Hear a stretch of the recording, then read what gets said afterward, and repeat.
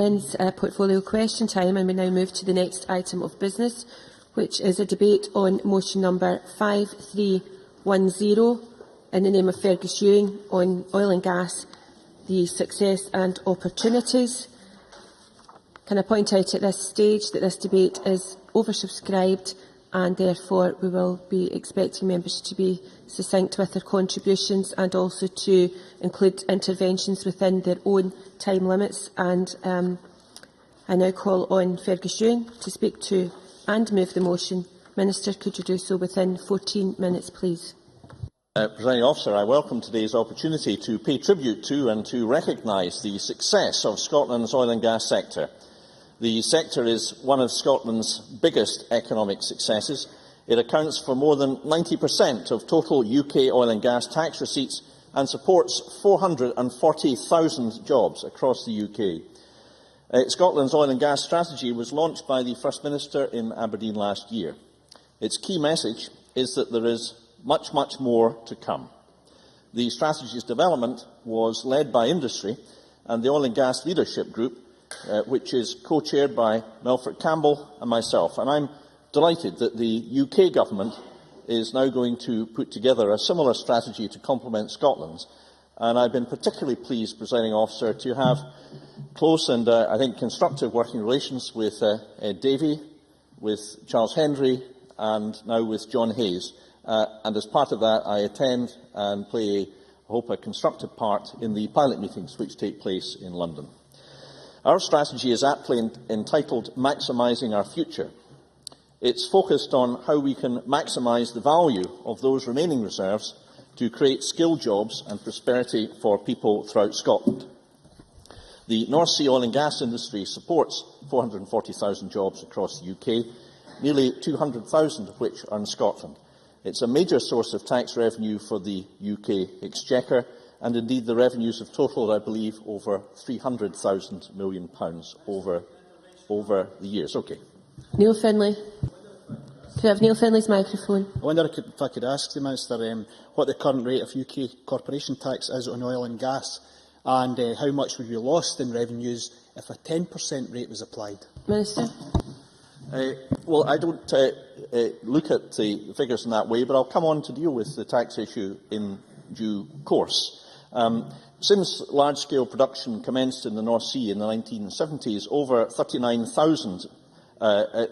billion barrels of oil equivalent have been extracted from the UK continental shelf.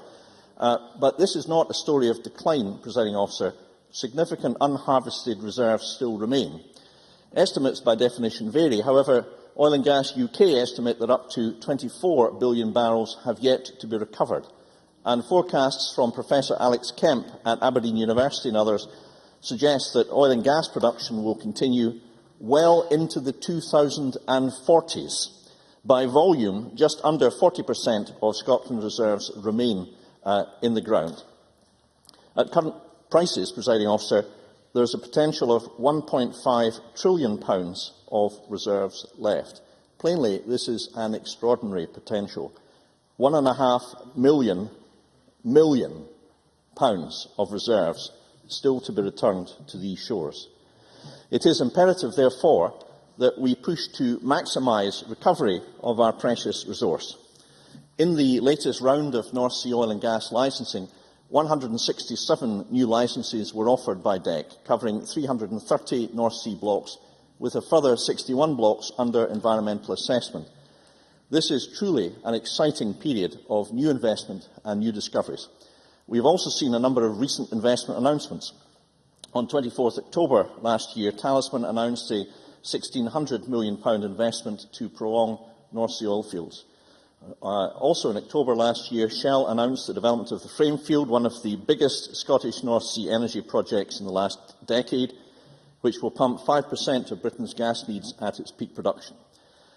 In December last year, Dana Petroleum announced a £1 billion development for 9 wells in the Harris and Barra fields, 100 miles east of Shetland, and they aim to double their production to 100,000 barrels a day by 2016. And just before the Christmas period, Statoil announced a £4.3 billion investment in the North Sea, which will create 700 new jobs. the Mariner field is expected to produce for 30 years. Presiding Officer, investment on this level is unparalleled in our economy. There is a vibrancy to the sector that we must celebrate and encourage in these challenging economic conditions. That's why, Presiding Officer, I've spent the last 20 months as Minister visiting all of these and many other companies. And I want to dispel the myth that this is just an offshore industry. Each of these companies supports a long supply chain, offshore and onshore, providing Scottish jobs and commercialising Scottish technological advances. Our offshore industry is the basis for a vibrant economy onshore, and Aberdeen is now established as one of the world's most important energy hubs. It has an enviable reputation across the world in the disciplines of engineering for its innovation and subsea skills. Aberdeen is truly an international centre of excellence, but the energy industry stretches far beyond the North East. We have seen new developments, for example, from FMC Technologies, who have located in Bells Hill and Dunfermline, Glacier Energy Services, whose new office I opened last year in the Clyde Gateway, Oceaneering in Rosyth, and the Global Energy Group in NIG, who expanded from their existing 800 personnel to announce they're creating 400 more jobs, just announced before Christmas. So it's truly a pan-Scotland industry. In our oil and gas strategy, the Scottish Government seeks to support the industry in all ways that we can. Our strategy has been developed, in fact, almost devised by industry. It sets out a compelling long-term vision of the sector's future. The most important element of the strategy is its focus on innovation to improve recovery rates. Scotland's historical recovery rate is only 40% on average. 60% of our precious resource remains, therefore, in the ground. By contrast, the recovery rate in the Norwegian territory is 48%. Our oil and gas strategy sets an ambition to improve average recovery rates to 50%, taking out more than we leave behind. Presiding Officer, to put this in perspective, an increase of just 1 percentage point in our recovery rates would result in a rise in economic output of £89,000 million and in taxation of £22,000 million. 1% more of recovery over the lifetime of fields equals £22,000 million more taxation. That is money, of course, that we all would wish to see used for such things as vital public services. There are 6 key themes in the strategy: supply chain, domestic and international, innovation, skills, new opportunities and industry promotion in place. The strategy focuses on technology and innovation within the industry, as well as developing the supply chain internationally. The focus is now on delivery of the strategy with industry, with government, with academia, the economic development agencies. Scottish Enterprise, for example, has identified £10 million from its existing budget to support industry innovation with a series of calls over 3 years. The first call was announced aimed at innovative projects that can improve the integrity and reliability of oil and gas industry assets. I expect the first awards to be made within the next few months. Future research and development calls will take place in the spring and autumn of 2013 for proposals to address subsea challenges and improve reservoir imaging. I anticipate a further 2 calls in 2014 and more beyond if the outputs continue to merit this approach.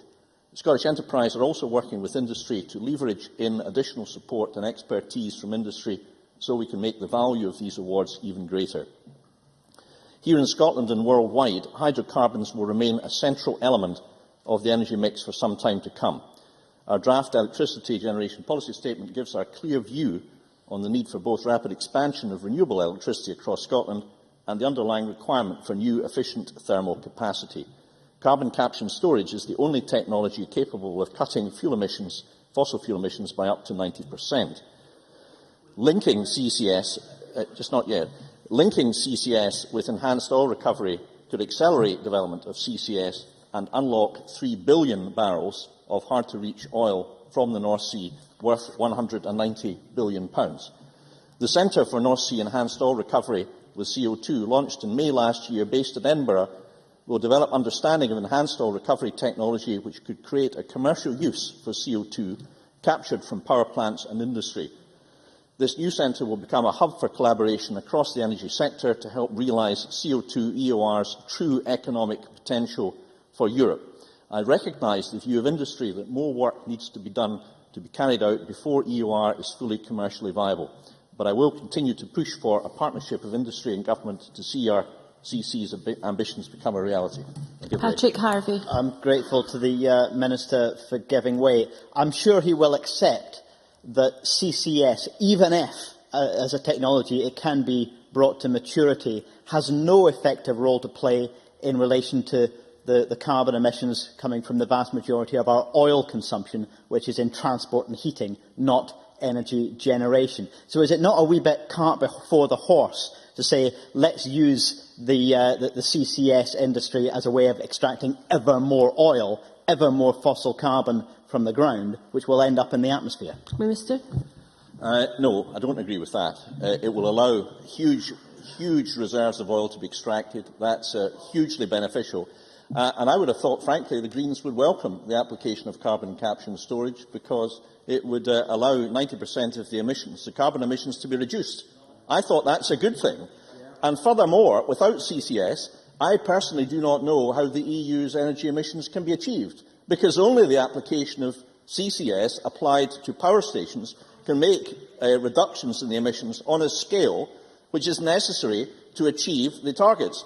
Those were not my views. Those were the views expressed by the International Atomic Energy Authority, whose chief executive spoke at the November Council of Ministers that I attended in 2011. So I do disagree with Mr Harvey. Can I turn to ageing infrastructure in the UK CS? It has become increasingly clear that access to infrastructure will be key to producing the remaining resources from the UK CS. It's estimated that there are up to 24 billion barrels of oil equivalent of estimated resources still to be recovered, but it's possible that around 5 billion will not be extracted due to infrastructure access issues. This equates to approximately 85 billion in lost revenues. We simply cannot afford to lose revenue on this scale, nor can we afford, well, I don't think so, nor, I've got too much to cover, nor can we afford to lose the tax revenues that I've described that are linked to that. And irrespective of what our politics may be, no one can afford to forfeit or lose this vital opportunity. Therefore, if no action is taken and things continue as they are, the majority of North Sea hubs will not be available after 2035. The current exploration and production activities are forecasted to recover around 12 to 14 billion barrels of oil, equivalent from the 25 billion barrels that are estimated to remain in the UK CS.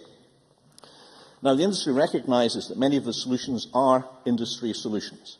However, industry and government will have to work together to resolve the problem of ageing infrastructure and to guarantee the long-term future for the UK CS. And I'm pleased that some progress has been made, including the introduction of a DEC infrastructure stewardship process, incentives to increase exploration activity, the review update of licence terms and the establishment of areas of special economic interest around critical hubs. But UK oil and gas production has declined by 30% over the last 2 years. I think Tavish Scott's amendment, which we will accept along with the Labour amendment, I should say, for clarification's sake, recognises the challenge. It's how we respond to that challenge, I think, frankly, that is the real debate, Presiding Officer.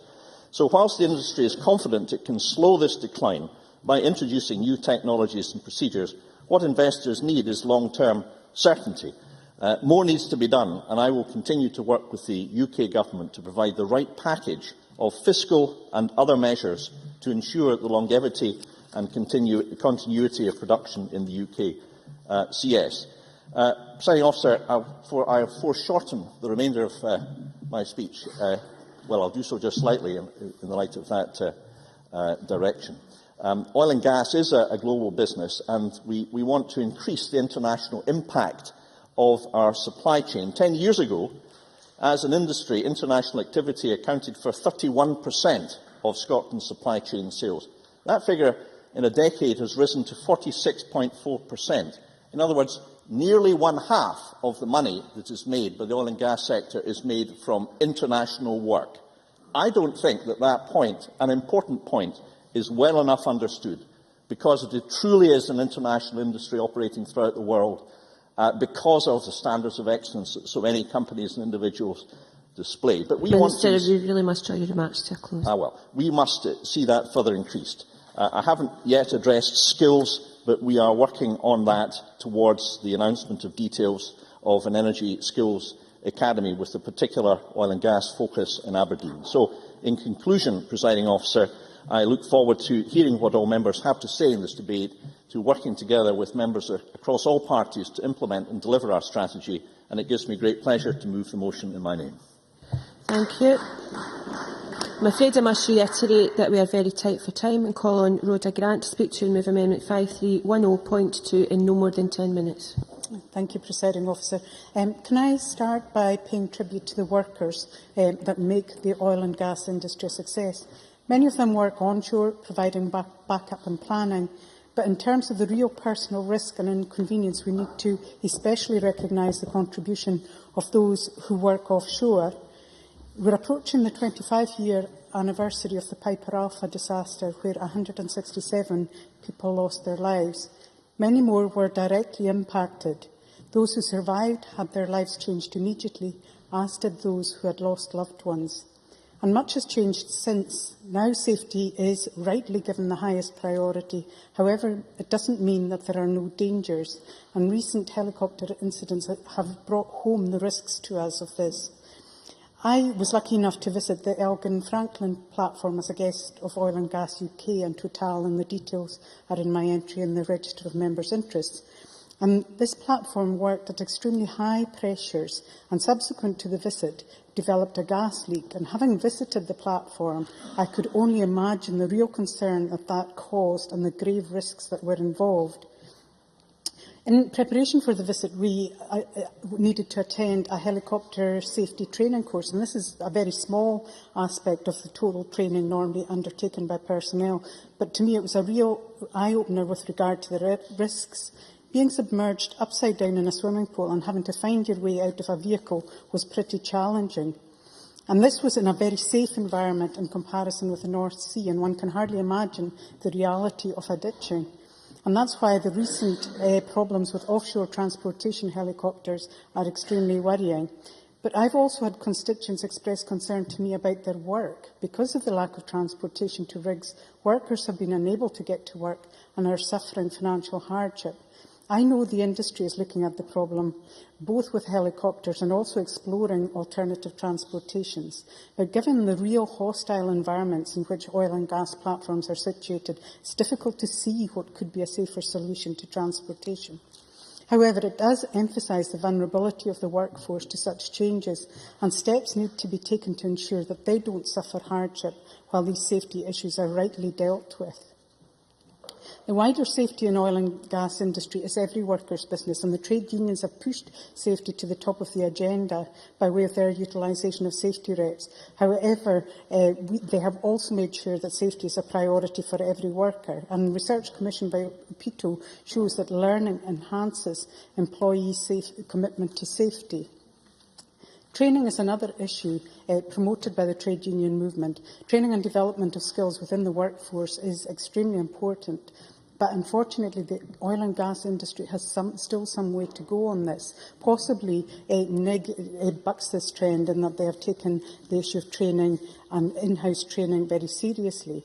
But in the recent inquiry by the Economy, Energy and Tourism Committee into renewable energy, one of the common complaints from the renewable industry was, while they were investing in skills, the oil and gas industry were not. Due to the skills shortage in the engineering field, many of their skilled personnel were being poached by the oil and gas industry because higher wages were available in that industry. Aberdeen City and Shire Economic Future in their briefing for the debate point out that Subsea UK estimate that the oil and gas sector will require a further 10,000 employees over the next 5 years, while PwC reports suggest that Aberdeen may have to find another 120,000 workers by 2022. And that's regardless of what will be a natural decline in the industry due to the finite resources. We're facing a skills shortage in engineering, and the industry as well as the government have a role to play in addressing the problem. The industry has to look at how it accommodates apprentices offshore, thereby growing its own workforce. The industry has an ageing workforce and needs to act now to ensure they have adequate skills into the future. They also need to show that this is an ideal career choice for women. And when I visited the Elgin Franklin platform, one of the people who showed us around the rig and indeed explained all the processes to us was a woman. And she was proof, if any were needed, that it is a lifestyle that does suit women. Oil and gas companies especially need to reach out to women because they can really help to fill the skills shortage in the industry. The government has a role to play because we heard from the Scottish Women's Convention in their report into rural issues that women were really concerned that their daughters were being discouraged from taking STEM subjects at school. In order to break down gender barriers, we need to start at school. And we also need to make sure that there are engineering courses available. Cuts in college funding are not conducive to that, and neither are caps on the numbers of students able to enter degree-level studies in engineering. Skills must be at the forefront, as new oil and gas fields will provide even more challenges as they move into more hostile and deeper waters. And they will become increasingly difficult to reach, and indeed the Minister acknowledged this in his opening speech. It will take new technologies and new skills to bring the reserves that are available on shore. Therefore, we need to make sure that we have highly trained people to make sure that those technologies are robust, because disasters can be wrought by oil spillages. We're all more than aware of the problems with the Deepwater Horizon and the impact that had on many communities, and we really can't afford to risk similar incidents, especially in our waters. Therefore, skills and a stable workforce are really crucial to this industry. These new challenges need fiscal stability, and I'm glad that the Minister acknowledged this in his speech, because companies need to be able to plan ahead and develop new fields and technologies. And this is a point stressed also by Oil and Gas UK in their briefing ahead of the debate. It's therefore important that the Scottish Government is clear about what their fiscal regime for oil and gas would be should Scotland leave the UK. While they pursue their goal of independence, they have to ensure that during this campaign and period of uncertainty, the industry has clarity to enable it to continue to develop. And if you take, for example, the oil fund proposed by the Government, it's really unclear as to whether or not this will be top-sliced from existing taxation, and if indeed the levels of taxation will remain comparable to the rest of the UK, or whether this will be a new tax levied on industry. Another issue is that of decommissioning. What might be the fiscal regime for decommissioning in an independent Scotland? Would decommissioning relief contracts entered into by the UK Government be honoured in Scotland if it were no longer part of the UK? These questions need to be answered as quickly as possible so as not to skew the industry's priorities. Failure to answer them will cause instability and hinder development, and possibly lead to the early decommissioning of fields. Minister Fergus-Ewing. Well, I'm happy to assure Rhoda Grant that as far as decommissioning is concerned, Scotland will honour her responsibilities in respect of decommissioning. And as far as taxation is concerned, we recognise that stability and predictability are absolutely key. Does she agree with me, therefore, that the worst possible thing is to see any repetition of the tax hike that the industry faced without any warning in 2011 of an additional 12% of supplementary petroleum tax, and that this did do considerable damage to undermine confidence in investors in oil in companies based throughout the world? The Grant, 1 minute 40 seconds, please. And that really proves the point of why we need stability and why the industry needs to know what the fiscal regime will be should Scotland become independent of the UK, and if indeed contracts they enter into with the UK Government now will be honoured into the future. And I think that is an important point to make, because if we decommission too quickly, we lose out on benefiting from the reserves that are there, but we also may lose out from the work in decommissioning. And I'm sure Tavish Scott will talk about the role that the Shetland Islands will wish to play in decommissioning. They're ideally placed for this work. They have a skilled workforce and indeed a history in the oil and gas industry. Briefly, Presiding Officer, if I can just touch on carbon capture and storage, and the Minister did speak about this in his opening speech, and I don't believe that while we boast some of the most ambitious carbon reduction targets in the world, that we can ignore the reserves we have of oil and gas, but it's really important to have carbon and capture and storage technologies in place so that we can mitigate any of the impacts of this carbon-intensive industry.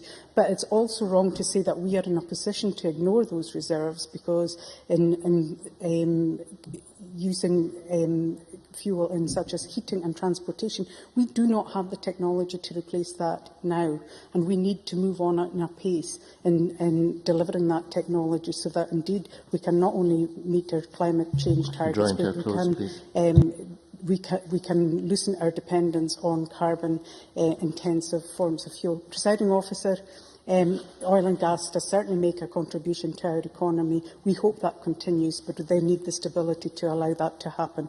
I move the amendment in my name. Many thanks. Now Colin Tavish-Scott to speak to and move Amendment 5310.1. Up to 6 minutes, please, Mr Scott. I'm very grateful, Deputy Presiding Officer. Can I begin by agreeing with the broad tenor of the remarks made by the Minister, indeed thank Rhoda Grant for her observations, particularly about decommissioning, and agree with her central observations around safety.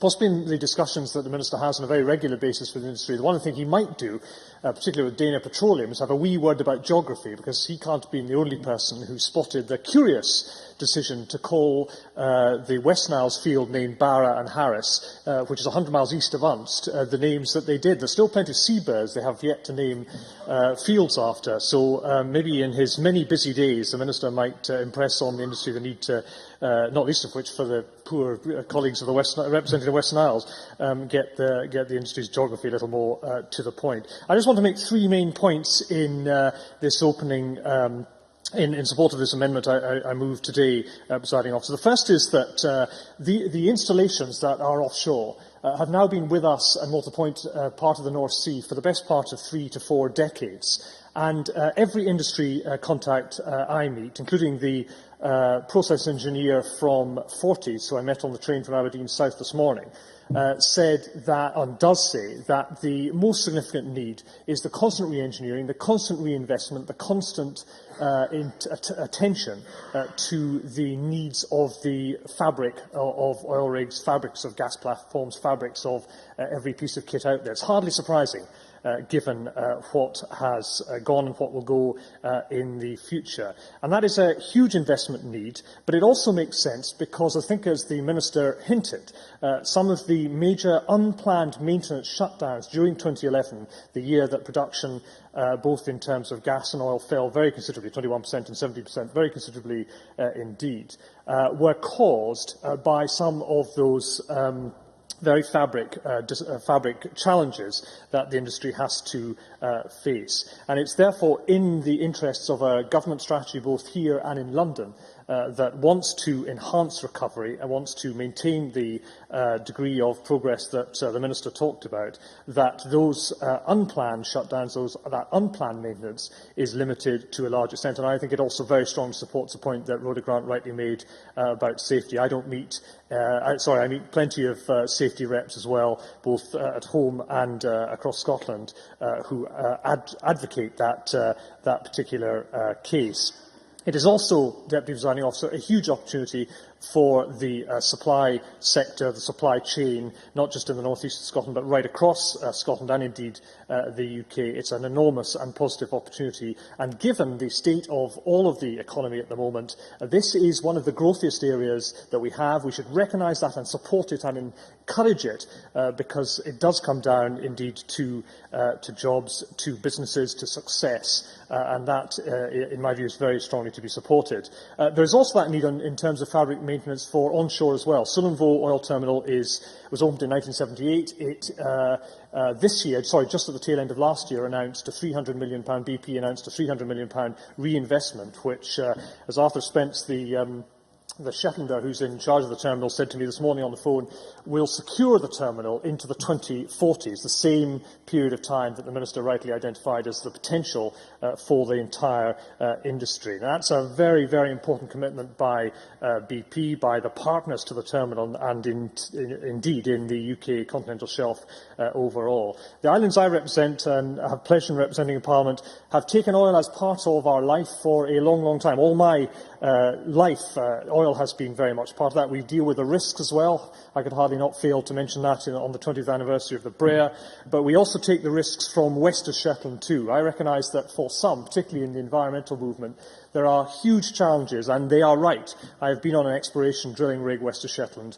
It is not to be underestimated at all as to the environmental and weather issues that will be confronted out there. It is said, for example, that on helicopter Rhoda Grant rightly mentioned helicopters as well. On helicopter transfers to Schiehallion and Foinavan, the delays there are far more than, for example, on a oil rig east of Aberdeen, for all the obvious reasons. So in that context, I express some disappointment that Chevron's Rosebank gas pipeline option is to bypass Sullom Voe, all but that with crude oil shuttle tankers, we hope to gain the business there at Sullom Voe for that. But I'm sure the Minister does take his role in the context of the overall assessment and analysis and approving oil and gas plans, that when strategic decisions are taken about where pipelines are based, they are taken in the best long-term interests of the entire industry.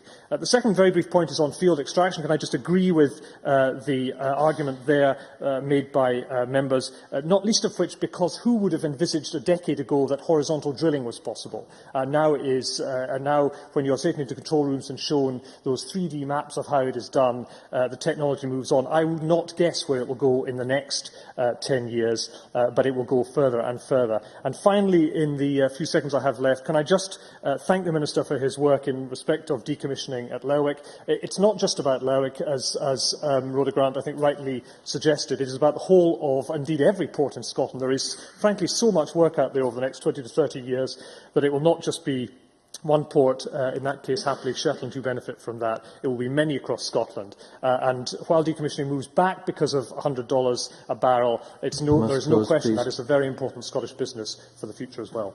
Many thanks. I now call on Patrick Harvey to speak to and move Amendment 5310.3. Mr Harvey, up to 6 minutes, please. Thank you, Deputy Presiding Officer. I always like to begin with a note of consensus where I can. Alex Johnson's sceptical already. I would like to agree very strongly with, I think all three speakers have talked about the safety issues involved in this industry. Safety to people and to the marine environment as well are things that we can all agree on. Despite the fact that we will disagree on the future that we would like to see for this industry, I would like to hope that everybody in the Chamber would come together in paying tribute to those who are working hard to protect the safety of people and of the environment.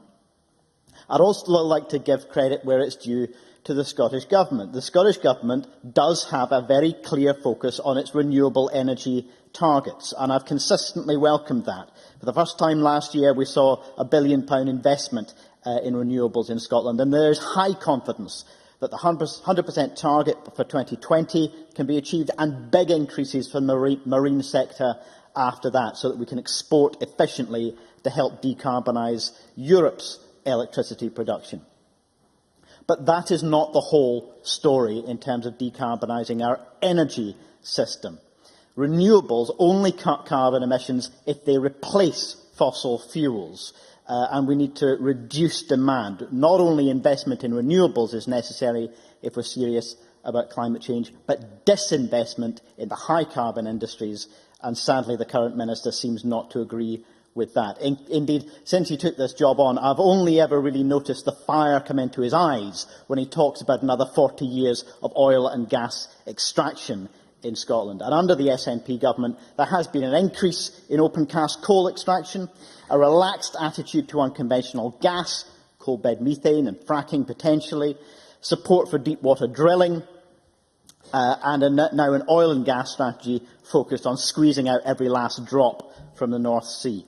I'd like to refer members to the document that I mentioned in my amendment the International Energy Agency's World Energy Outlook for 2012, which concludes no more than one-third of proven reserves of fossil fuels can be consumed prior to 2050 if the world is to achieve the 2-degree C goal, unless carbon capture and storage technology is widely deployed. And as I mentioned earlier, CCS cannot be deployed in relation to the uses of fossil fuel, such as transport and heating, which is where most of our oil goes. Now, the International Energy Agency is generally a conservative body. It's not where we would look to if we wanted to find an overly alarmist approach. Indeed, the next IPCC report seems very likely to focus minds on just how much tougher that 2-degree target is than had been previously thought. There are 3 ways of resolving that contradiction. One is to say that domestic production is necessary in order to reduce our reliance on imports. Now, pretty much every country that has any fossil fuel to extract domestically will use that argument and is using that argument, with the result that nobody budges and we carry on putting more fossil carbon into the global economy and therefore into the atmosphere. The second option in response to this contradiction is to say we need to carry on our reliance on fossil fuels for a while to bridge the gap before we transition properly to a genuinely low-carbon economy. This argument boils down to, Lord, make me chaste, but not yet. In fact, it does worse. Increased production will help tendencies to keep prices down, and so it will delay the transition toward that low-carbon economy that everybody says they want to see.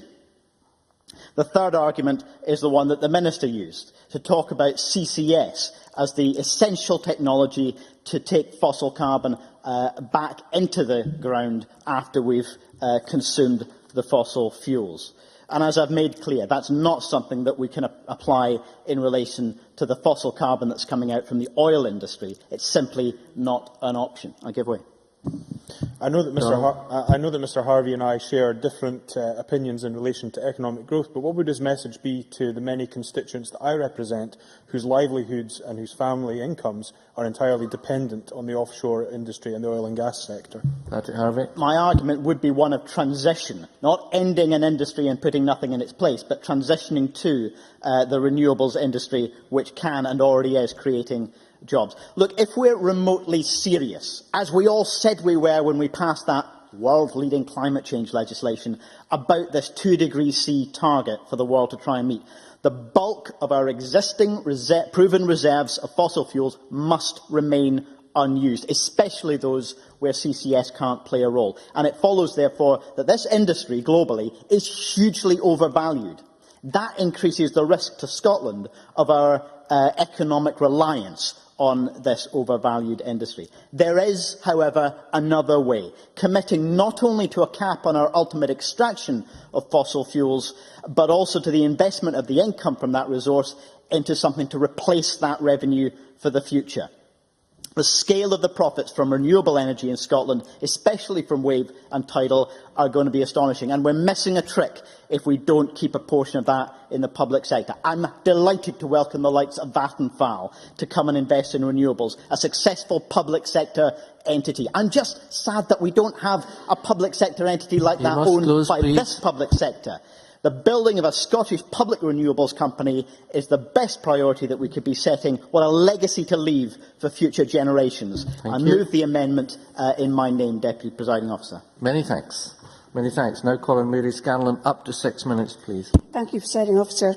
I would first of all like to thank the Minister Fergus Ewing for his measured approach, and I commend him on his positive and constructive partnership with the Westminster Government, and I'm sure the industry will welcome this approach also. I was pleased to hear what Rhoda was saying, and I support Rhoda Grant's amendment, but I did note in the UK oil and gas briefing that the safety record in the North Sea is better than the safety record for the retail industry. So I question some of the points already raised. However, we are pleased to participate in this debate on oil and gas and confirm at the outset that we will be supporting the Government motion and the Liberal and Labour amendments today, and I leave my very capable colleague Alex Johnson to deal with the Green amendment. That pleasure is all his for today. With 200,000 people employed in the oil and gas industry and a £32 billion contribution to the United Kingdom balance of payments, it is only right that this Parliament acknowledges and values the excellent work done by this sector. And as a Highlands and Islands MSP, I also acknowledge the sterling work currently being done at the NIG Skills Academy. I have to say, Presiding Officer, I'm old enough to remember when the oil industry started in the North East. And in the late 60s and early 70s, the predictions then were that we would be extracting oil for the North Sea for around 25 to 30 years. Now, 40 years later, and we will still be taking oil and gas from the North Sea for some time to come. But as Tavish Scott said, we are now faced with platforms that were built for the initial period and their lifetime has been significantly extended. And as other speakers have said, there have been many changes over this period of time. Technology has changed out of all recognition, horizontal drilling, for example. The price of oil in 1972 was $3.50 a barrel, around $18 in current prices, and this compares to today's price of $111 for Brent crude. So what I would like to do is to highlight some of the recent estimates relating to oil and gas in the North Sea, because revenues are undoubtedly very difficult to predict due to erratic prices, erratic levels of production and the significant recent outages, including the Elgin leak, which has resulted in production falling by over 12%. The cumulative fall in production since 1999, the peak year, is now well over 60%, according to the Centre for Public Policy for the Regions. And the OBR's North Sea tax revenue forecasts for the period post-2011-12 have almost halved in size over the past 18 months, although higher capital investment should help extend production in future years. Gas production for 2017-18 is now set to be 13.7 billion therms, down from 25.5 billion achieved in 2008-9, a fall of 46%. So oil and gas projections from the Treasury budget and the autumn statement clearly signal a gradual decline in total tax revenues from 2013 onwards, and as a result, the current forecast for North Sea tax revenue from 2012 to 16 is projected to be half the level forecast 18 months ago. So apart from the CPPR research and predictions, the work of Professor Kemp at the University of Aberdeen also highlights the erratic and unpredictable nature of North Sea oil and gas production. In a recent paper, he highlights the peak of revenues of £28 billion in 1984-85 to a low of £1 billion in 92, and in the last 20 years, an average of around £6 billion per annum. And his estimate of remaining potential barrels of oil is from between 11 billion to 35 billion, and his estimate of future tax revenues over the next decade at about 5 to 10 billion per year. And of course, the 34 billion in decommissioning has to be brought into the equation in terms of capital infrastructure and jobs. But I do think, Presiding Officer, it's important to emphasise the figures given by leading economists and research organisations, particularly in the lead-up to the referendum, with people across Scotland looking for accurate figures on which to base their decisions. In February last year, the First Minister stated that there were 24 billion barrels of oil left in the North Sea, and most would agree with that, worth more than £1 trillion. This month, he stays with the 24 billion barrels of oil, but the value has now risen to £1.5 trillion, a 50% increase in less than a year. And I do find this rather odd, given that the price of Brent crude in February last year was $121, and this month it's $111. So the amount of oil in the North Sea still to be extracted remains the same. The price of oil falls by $10 a barrel over the 11-month period Yet the First Minister claims that last year's trillion worth of oil is now worth £1.5 trillion. So this is the sort of misinformation that people of Scotland do not want in the lead-up to the referendum. And I think, final point, Presiding Officer, is worth noting, and if Mr Stevenson would be quiet, I would find it easier to concentrate on my speech, Presiding Officer. In the lead-up to the referendum, it's worth noting that oil and gas revenues account for 0.7% of UK GDP, compared to 17.7% of Scottish GDP. Thank you very much. We now move to the open debate, and I call on Maureen Watt to be followed by Lewis MacDonald. We're very tight for time, up to 6 minutes. Please, less would be more. Thank you very much, Presiding Officer. I welcome the opportunity presented by today's debate to recognise the contribution of the oil and gas industry to the Scottish and UK economy. I sometimes think that because the bulk of the oil and gas activity is centred in the north east of Scotland, remote to some, too many people do not appreciate the huge contribution this industry makes to the economy. Indeed, successive UK governments have been very keen to fill their coffers with tax revenues from oil and gas, some £300 billion in the last 40 years, but have had very little understanding of the industry and its requirements. Indeed, David Cameron admitted as much in a visit to Aberdeen last year. That's why I congratulate the Minister in the huge amount of time and effort he has made in getting to understand the industry. I know it's been much appreciated by the industry, and the oil and gas strategy, which he mentioned, has been well received, and I thank all those in the industry who took the time to input to that strategy. Presiding Officer, when I entered this Parliament in 2006, there were too many in this Parliament and the other place content to peddle the myth that the industry was in terminal decline and discourage youngsters from entering the industry. Yet today the industry is in one of the best boom periods I have known, and I've seen the industry in bad times, indeed worked in it as well as in the good times. I'm glad that the current Scottish Government and the industry itself has done much to turn round this perception and recognise that there are 24 billion barrels of oil still to be recovered in the North Sea, with a value of at least over £1 trillion, Mary Scanlon. And I can't quite understand what kind of point she was making, other than perhaps suggest that because of volatility, an independent Scotland couldn't handle it, which is plain rubbish.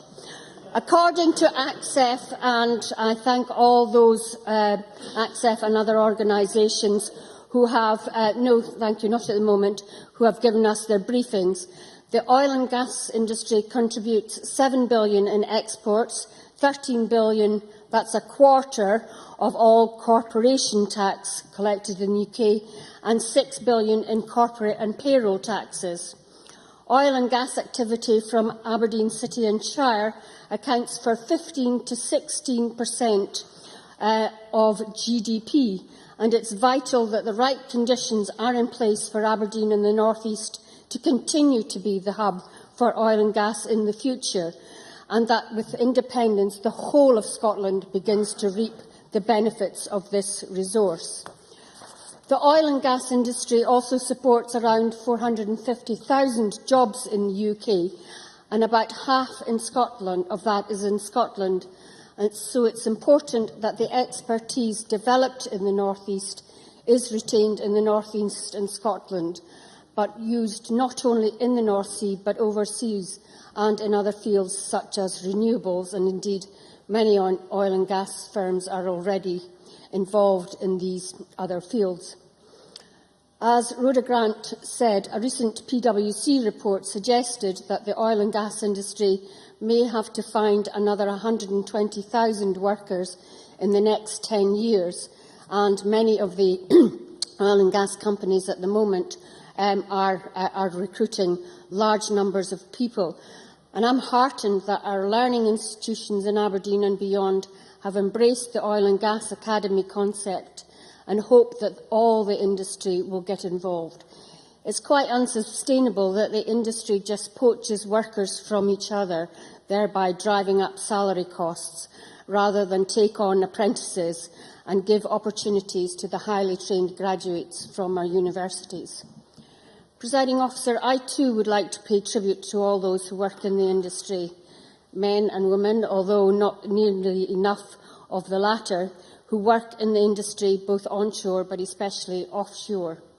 Make no mistake, these people work in a very risky industry. I know from experience what it's like to travel offshore in a helicopter, and I've seen at first hand the work done on the drill floor and derry. It can be scary, and derrick, but it can be scary. And that is why safety is always at the forefront. And although the current helicopter situation is costing the industry millions, it's absolutely vital that all these safety issues surrounding helicopters are resolved so that workers can confidently use this method of transport offshore. It is perceived that there are high salaries and wages paid in this industry, and that's correct because it is risky. But I would like to highlight one of the unique challenges the industry faces. Everyone agrees with the introduction of automatic enrolment into pension schemes. It was only in the late 80s that the company I worked for introduced a pension scheme. But the law firm Pinsent Masons has recently warned that the nature of the oil and gas industry workforce, which extensively employs contractors and what are called rotors, employees who are sent overseas and people who are brought into the UK on short-term assignments, although the UK Border Agency doesn't comprehend the damage they are doing in this area. They have particular challenges with these pensions. I've written to the Minister for Pensions at Westminster on this issue, and I hope the Minister might raise it with his UK counterparts when he next meets them. I support the motion. Thanks very much. Now call on Lewis MacDonald to be followed by Kevin Stewart. Up to 6 minutes. Thank you very much. It is right to celebrate successes and opportunities in oil and gas, but it is important to remember that those successes and opportunities have come at a cost. When we last debated oil and gas in November 2011, I spoke of the impact of the Piper Alpha disaster 25 years ago, which Rhoda Grant and others have mentioned today. Offshore workers have died in the intervening period. Indeed, one support vessel crewman died at sea only a few weeks ago. But there has been a step change in safety since 1988, and the gains made in that time must not be taken for granted. The cross-party group on oil and gas heard before Christmas from Telly O'Halloran, a safety representative of the offshore workforce, taking part in the investigation into the causes of the 2 helicopter ditchings in the North Sea in 2012. He and his colleagues told us about the work which is underway, and they confirmed that the manufacturers and operators have agreed that the helicopters in question should be grounded for as long as it takes for the causes to be found. That is what it means to put safety first, not warm words, but firm actions, even if they come at a cost to business profits or government revenues, because those financial costs matter less than the human costs of getting it wrong. I very much welcome the further development of a Scottish oil and gas strategy. When this Parliament first debated oil and gas in Aberdeen in May 2002, I said then that we were only halfway through the life of the industry and that we had a shared priority to secure the benefits for enterprise and employment in Scotland of extracting the remaining resources from the North Sea. That is still true today. Aberdeen and Grampian Chamber of Commerce published its latest oil and gas survey of its 400 member companies in the sector in November. Skills gaps and difficulties in recruitment came up time and again. The Chamber highlighted the need for progress with the Energy Skills Academy, with appropriate resources from both the private and public sectors. That must mean investment from the Scottish Government and the Scottish Funding Council in OGAS, the Oil and Gas Academy of Scotland, a new initiative which is being developed by the universities and colleges in and around Aberdeen. Investment in OGAS at this critical time can help secure the position of Aberdeen City and Shire as the leading centre of excellence in oil and gas out with North America, second only to Houston on the world stage. It would help oil and gas today, and it would also help build a strong platform for the development of offshore renewable energy skills and capability in the future. I welcome Fergus Ewing's renewed commitment today to working in partnership with the UK Government and with industry through pilot. That is essential to tackling the barriers to maximising production and to maintaining the highest safety and environmental standards. Last month, Professor Alec Kemp at Aberdeen University produced his latest report on the potential future production of oil and gas.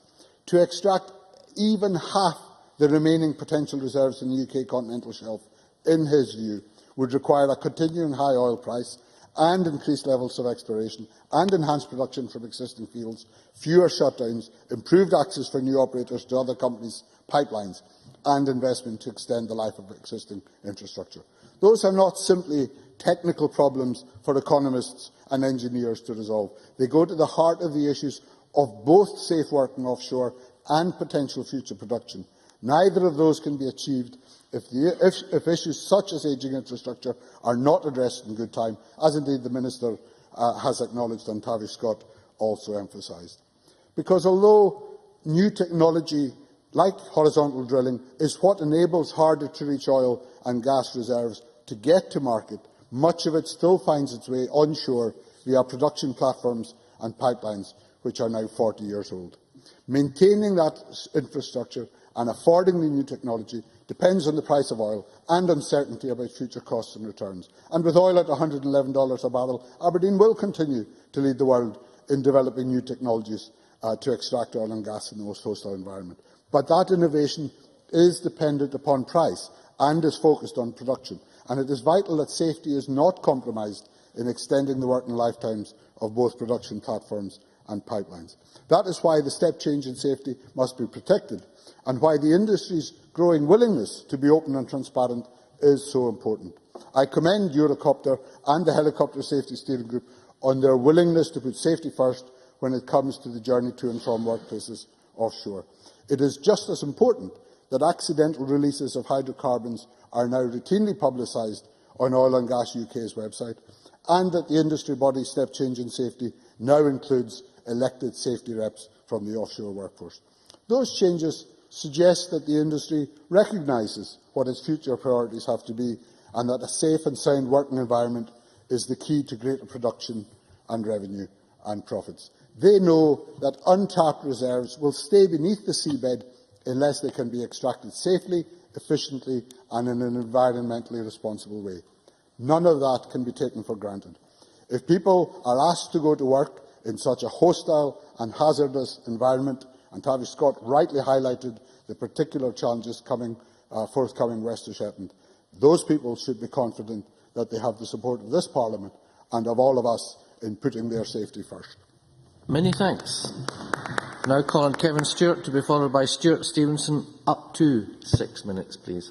Thank you, Presiding Officer. We have heard some of the statistics today of the oil and gas industry, and I am going to go over some of them again. I think it's vital that everyone in the Parliament realises the importance of our oil and gas industry. 196,000 jobs in Scotland, £32 billion contribution to the balance of payments, £7 billion in exports, £13 billion, that's a quarter of all corporation tax collected in the UK, £6 billion in corporate and payroll taxes, and we have 24 billion barrels of oil worth £1.5 trillion still to be recovered. This shows the importance of the oil and gas industry. But for some of us who come from the North East, Aberdeen, Loon, like I am, it means much more, because huge amounts of our family and friends are employed in the industry. I seen the exchange earlier between Mr MacDonald and Mr Harvey about, and Mr MacDonald asked Mr Harvey what he would do in terms of the oil and gas industry, which he seems keen to get rid of. Mr Harvey responded, transition.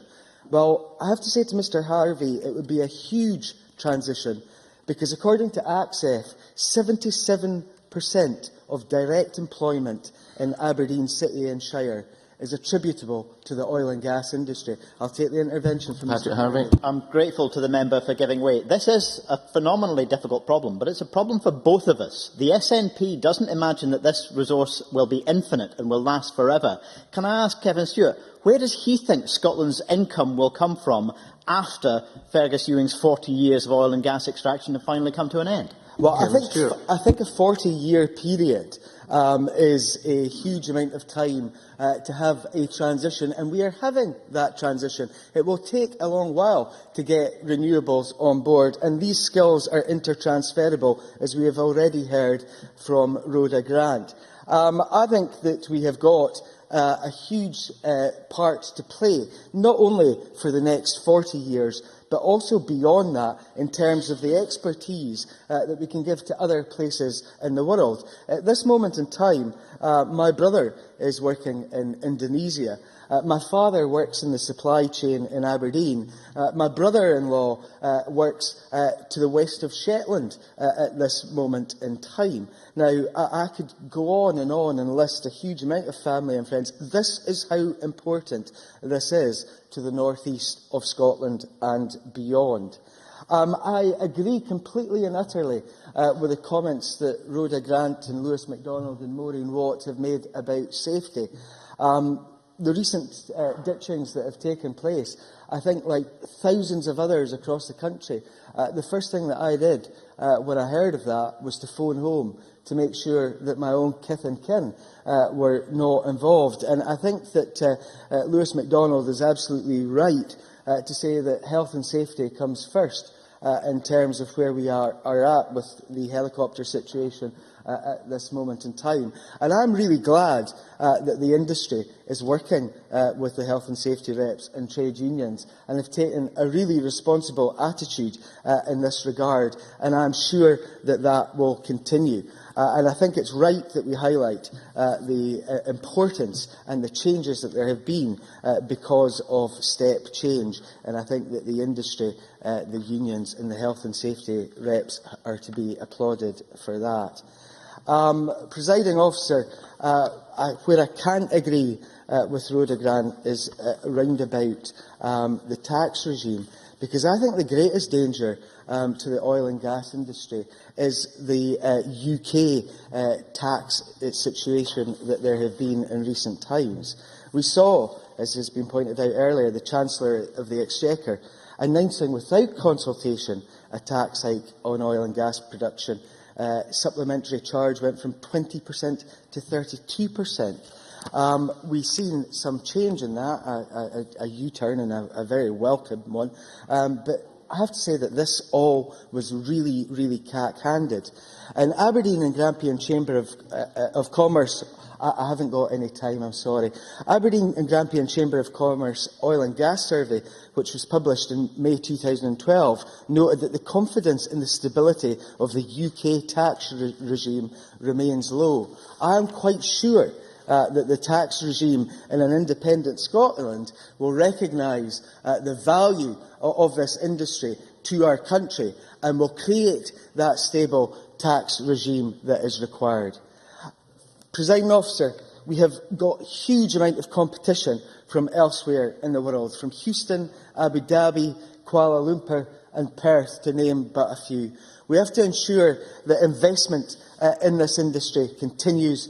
We have got to ensure that the skills gap is filled, and that is why I am so pleased that we are going to have that Energy Skills Academy, and I'm sure that the institutions in the north east of Scotland will play a vital part in that. Thank you, Presiding Officer. And thank you. I now call on Stuart Stevenson to be followed by Richard Baker. Up to 6 minutes, please. Thank you very much, Presiding Officer. And let me just pick up on what my colleague has just said. My college at Banff-and-Buchan in Fraserburgh and elsewhere, of course, that's part of the Skills Academy, is a very welcome addition, both in employment but also in supporting what the industry needs in the way of skills. The Energetica corridor extends from Aberdeen up to Peterhead in my constituency. It will be a very important access for the next generation of energy, as it has been in the current exploitation of oil and gas resources off our coasts over the last decades. It has very largely insulated the north east of Scotland from the economic downturn. You go to Aberdeen, you see a very different environment from almost all the rest of Scotland. So we highly value this industry. But of course, hydrocarbons that we've been talking about here, for which we have many decades yet to come, are not simply something that's used to generate electricity, to power transport. It's also very important as a chemical feedstock. And one of the things that we will see over the period of our exploitation of this natural but limited resource is a move away from using this for transportation and directly generating electricity. Briefly. Does he worry, as I do, that the MSPs who stand here in the 2050s and debate these issues will curse us for burning the hydrocarbons which they will consider too valuable to burn? Stuart Stevenson.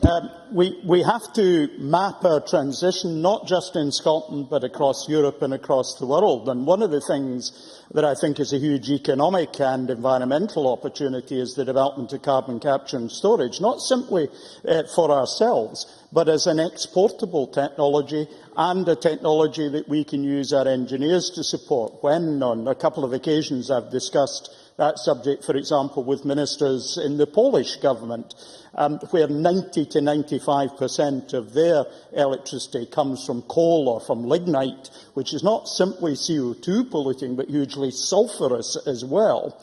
We could play a key role in helping other countries, such as Poland, address their issues, because their transition to a different world will be much more lengthy and more difficult. So I think it's not just simply a matter of economic imperative, it also has an environmental benefit as well.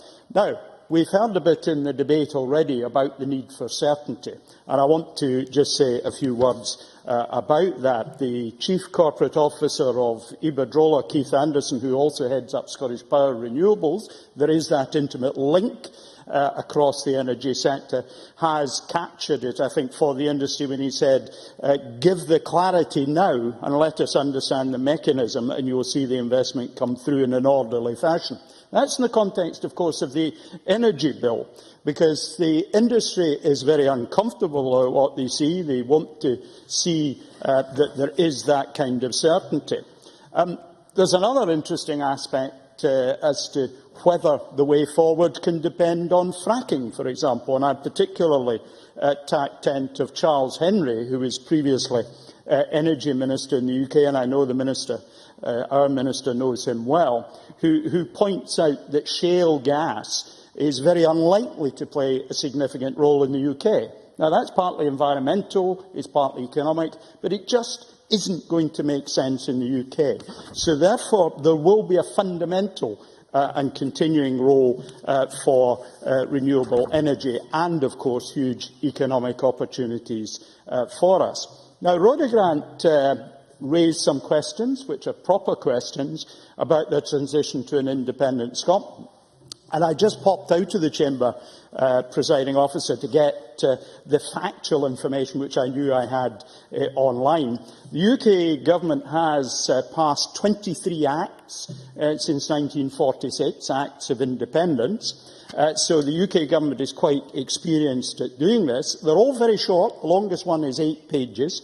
And in particular, I pick up the legal transfer, which is almost invariably expressed in the following terms. Subject to the provisions of this section, the existing laws shall, notwithstanding the revocation of existing orders or the establishment of a republic, in this particular case I'm quoting for Kiribati, continue in force on and after Independence Day. In other words, there is a legal certainty at that level. Now, the question was posed, what happens to contracts? It's worth saying that, first of all, legal legislation by Parliament trumps contracts, but in any event, contracts that are in the commercial world are very rarely without a provision for novation, which is about the transfer of either the purchaser or the supplier to another party. So in commercial terms, that applies. So there is no difficulty about the mechanics of the transfer.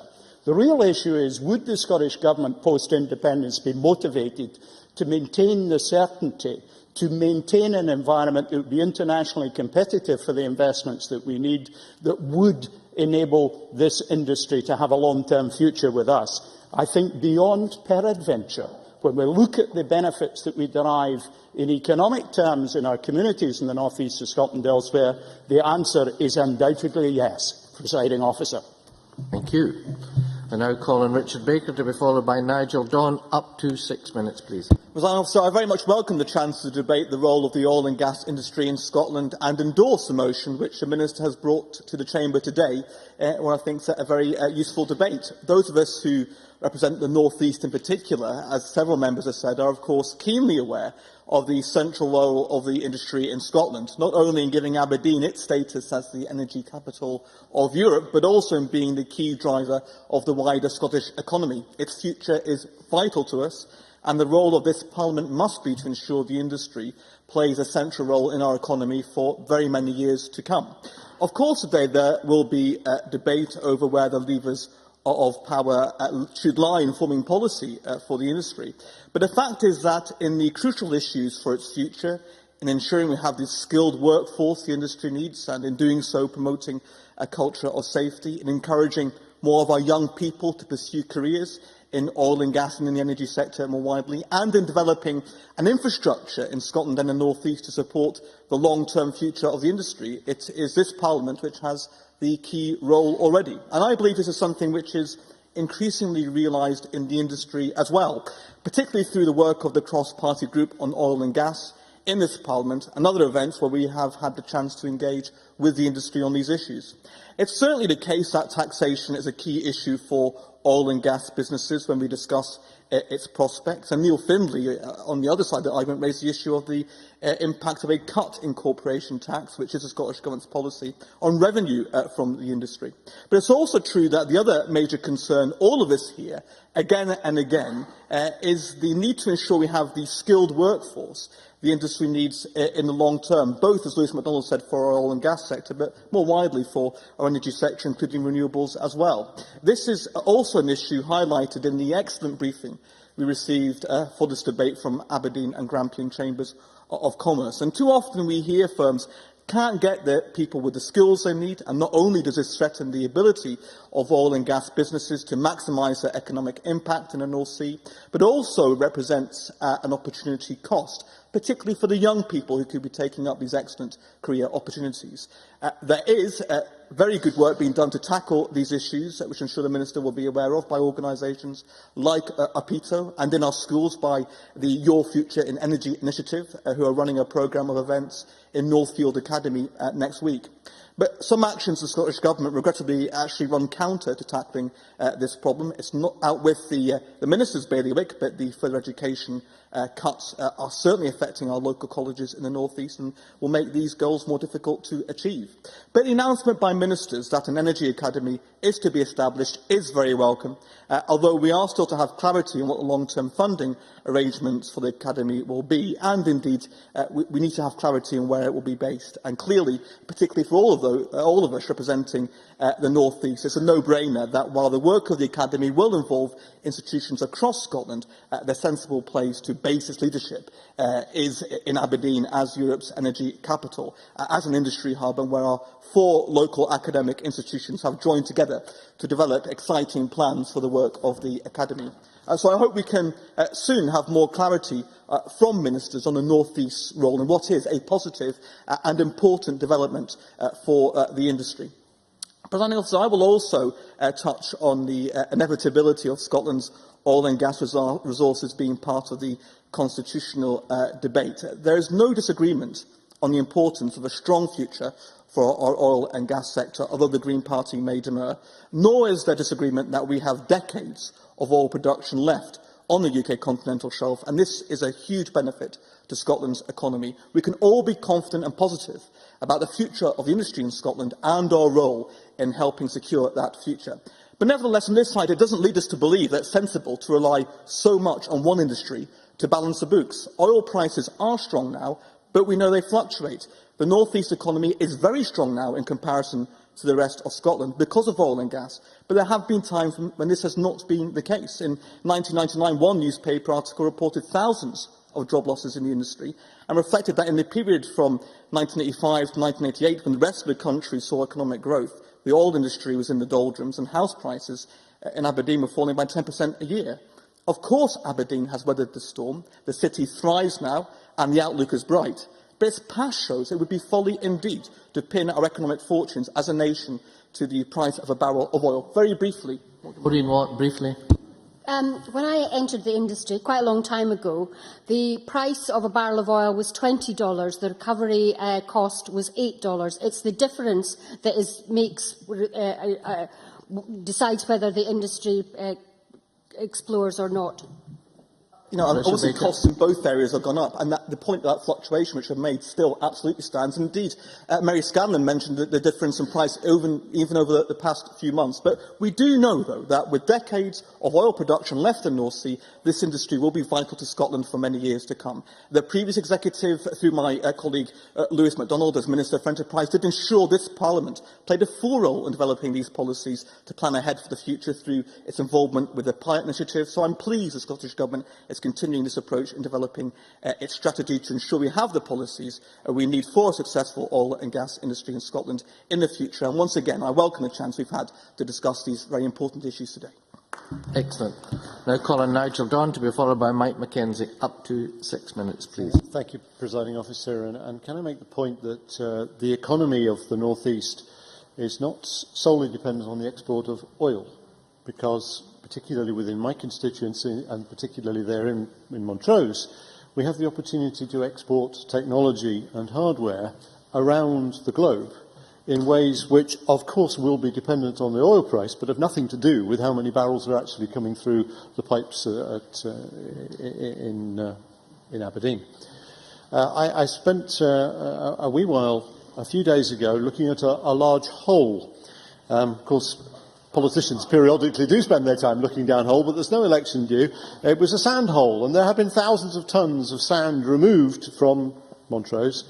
Why would you do that? Well, what GE Oil and Gas were about to do was to build a big box in that hole, then push some of the sand back into the outside, and finish up with a very deep swimming pool in which they could test the trees which they were going to manufacture for oil sites around the world.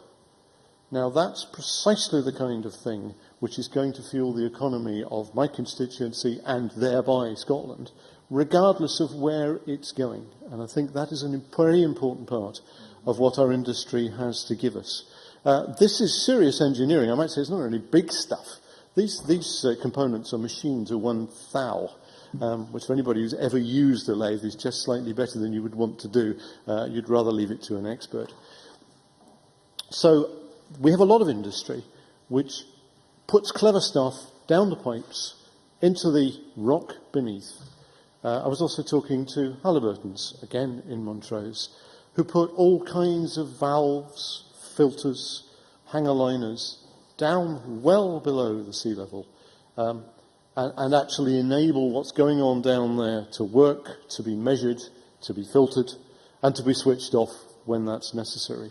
And so I do just want to reiterate that what I have seen of the oil industry, and of course there are many people who work in my constituency who work elsewhere in the oil industry, but what I have seen there tells me that we have an export business which is going to last for a very long time, which is very innovative, technically extremely competent, and from talking to the industries, I recognise that they are very committed to our part of the world. They are not doubling the size of their workshops for any reason other than because they are committed to Montrose. And when you're putting in machine tools, which themselves cost millions, you can see their commitment. But the other thing that's happening, and other members have mentioned this, is that training is going on. And I would like to pay tribute to those businesses and others who are taking on apprentices. I think they recognise that maybe they've got a bit of catch-up to do. In previous years, they didn't take on enough, and I think we're seeing that across the industry. But Angus College, the Angus Training Group, many similar organisations, of course, in Aberdeen, are seriously involved in that training. Apprentices are coming in, whether they're welders, machine operators, mechanical engineers in general.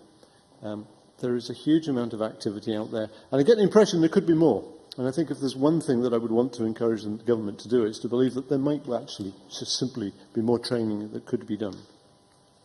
I also note that the Maritime Rescue Institute in Stonehaven, very recently battered by storms and mentioned in this place, is also training people on offshore techniques and how you survive in the water and how you rescue people from the water. All these kind of activities are an important part of Scotland's economy and are present in my constituency. But if I could go from that, I think, to the issue of training and skills, because something that's mentioned in this Parliament quite often are STEM subjects. The need to get youngsters interested in science, technology, engineering, maths, those hard subjects at school. And I think, whilst, as has been suggested, it's not currently within Fergus Ewing's bailiwick, I think that is something we really must work on. STEM subjects, frankly, start at school. They may almost start at home. I tend to the view that you can't have too many engineers. They can do lots of other things. You can't have too many people who understand mathematics. They will do other things. And I think we need to encourage our education system. We need to encourage our teachers to generate youngsters who do have STEM subject skills, to generate some enthusiasm for that kind of thing, because it's not just going to benefit the oil and gas industry, it's going to benefit our whole society. Thank you. Who's next? I now call Mike Mackenzie. Officer, I'm struck that the opposition members in the chamber this afternoon seem to have come down with a very dismal dose of January blues. First of all, we have Rhoda Grant wringing our hands about health and safety issues, when the reality is that the health and safety record of the oil and gas industry is better than construction, it's better than farming, it's better than fishing, and as we've heard also in the chamber, better than retail. When we consider the hazardous nature of what this industry does, I think that's a terrific record, and that Rhoda Grant ought to congratulate the industry, not complain about health and safety. I've got ground to cover. Okay. Rhoda Grant. Mike Mackenzie totally misrepresents my point. My point was that this is a hazardous area to work because of the geographical challenges of where oil and gas rigs are. When an accident does happen, it has very, very serious consequences. Travelling to and from work is a dangerous thing. It's to the industry, indeed the workers and the trade unions, credit that there are fewer accidents and safety is taken so seriously, and that was the point I was trying to make. Yes, and of course, good as the safety record is, we should always strive to improve it. But we also heard from Mary Scanlon about when she was a slip of a lass and oil was $3 a barrel, and it's now $100 or well over $100 a barrel. And the assumption that somehow or other oil prices are going to drop away and be as unreliable as she seems to suggest, I'm afraid I just can't follow that logic. Certainly. Mary Scanlon. Member was fully awake at the time, but I actually took that figure from a Scottish Government press release by Alex Salmond, and he was pointing out the erratic volatility of the oil industry. I never made any implication or assumption that prices would fall to $3.50. So please, if you wish to represent me, do so accurately. Mike Mackenzie. I didn't suggest that you were suggesting that, but I think the point I think you made very well and very eloquently was that oil prices are rising steeply and have been, and that's the long-term trend. And I'm old enough, Presiding Officer, to remember the discovery, just like Mary, the discovery of oil and gas in the North Sea, and how we were told there really wasn't very much oil there at all. And I'm old enough to remember that we were told that somehow it was the wrong sort of oil. If it's the wrong sort, it's wrong in the sense that it seems to be a special type of oil that's always running out almost before it's been discovered. And every year seems to bring another another scare story talking down Scotland's oil. The reality, of course, has been and is quite different. Over 300 billion in oil revenues have been sent to the Treasury, and Scotland's oil has been one big fat golden goose that has somehow survived the abuse of considerable fiscal uncertainty, as successive Westminster administrations have seen how much it can be squeezed with a sometimes careless abandon for the well-being of the industry or its future. And I was therefore shocked but not at all surprised at the eventual publication of Gavin Macron's report in 2005. And it was immediately evident on reading that report why it had been buried in secrecy for so long. But so much for the past. What about the future? Well, Presiding Officer, I'm sure you and all the members here are as happy as I am to have heard in this debate that the future of Scotland's oil and the gas sector looks very bright indeed, with this prospect of 24 billion barrels of oil still to come and a wholesale value, yes, of £1.5 trillion. So much for Scotland's oil running out. This equates to about 40% of the oil by volume still to come, and at least 50% by value. By any measure, that is still a very considerable resource indeed. And it's very good news and a good news story that all of Scotland's politicians should be talking up, and talking up for more than one reason. The recessions are mainly about the loss of confidence, and although the current one was precipitated by the banking crisis, nevertheless it continues only because of a loss of confidence. At some point in the economic cycle, confidence always returns, and so there is a sense in which we can quite literally talk ourselves out of recession. It may suit the Tory agenda for ideological reasons to talk up our economic difficulties, but this is the opposite of what we should be doing. And Scotland's oil and gas industry deserves to be talked up for yet another reason. Last minute. In these days of unemployment, and especially youth unemployment, we hear of significant skill shortages in oil and gas, and yet we also hear that young people are reluctant to embark on careers in this industry, despite the prospect of very rewarding employment. One very good reason for this is that we continually hear about this scaremongering in the press and media and about uncertainty in the industry.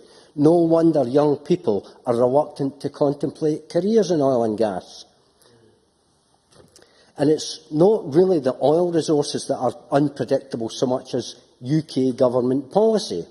Let us hope that, as far as Scotland's concerned, that the UK management of these resources comes to an end soon. Scotland's oil and gas reserves certainly deserve to be talked up as a very valuable economic resource, and all the more so with the exciting development of carbon capture and storage just around the corner. I'm sorry, you must conclude. I'll just finish immediately, Presiding Officer. Thank you very much. I now call Claudia Beamish to be followed by Brian Adam. Thank you, Presiding Officer. While I agree with previous speakers that the oil and gas industry has been of tremendous economic benefit to Scotland as well as to the UK as a whole, members will perhaps not be surprised that in my capacity as a Shadow Minister for Environment and Climate Change, I would like to draw attention to those detrimental impacts fossil fuels have had and will continue to have on the global environment, and to pose some questions about long-term strategy. The oil and gas industry will indeed continue to play a significant role in providing employment and attracting investment in Scotland, but one cannot help but recognise that it is a finite resource, in spite of members' points today. As we are continuously told by the Scottish Government, Scotland is a world leader in renewable technology as well, and I certainly would not dispute this claim, nor wish to undermine it.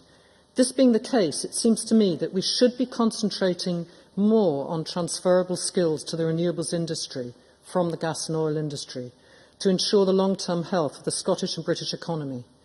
As Stuart Stevenson said, we have to map our transition, and I would like to hear more from the Minister about this transition and what the plans are for it.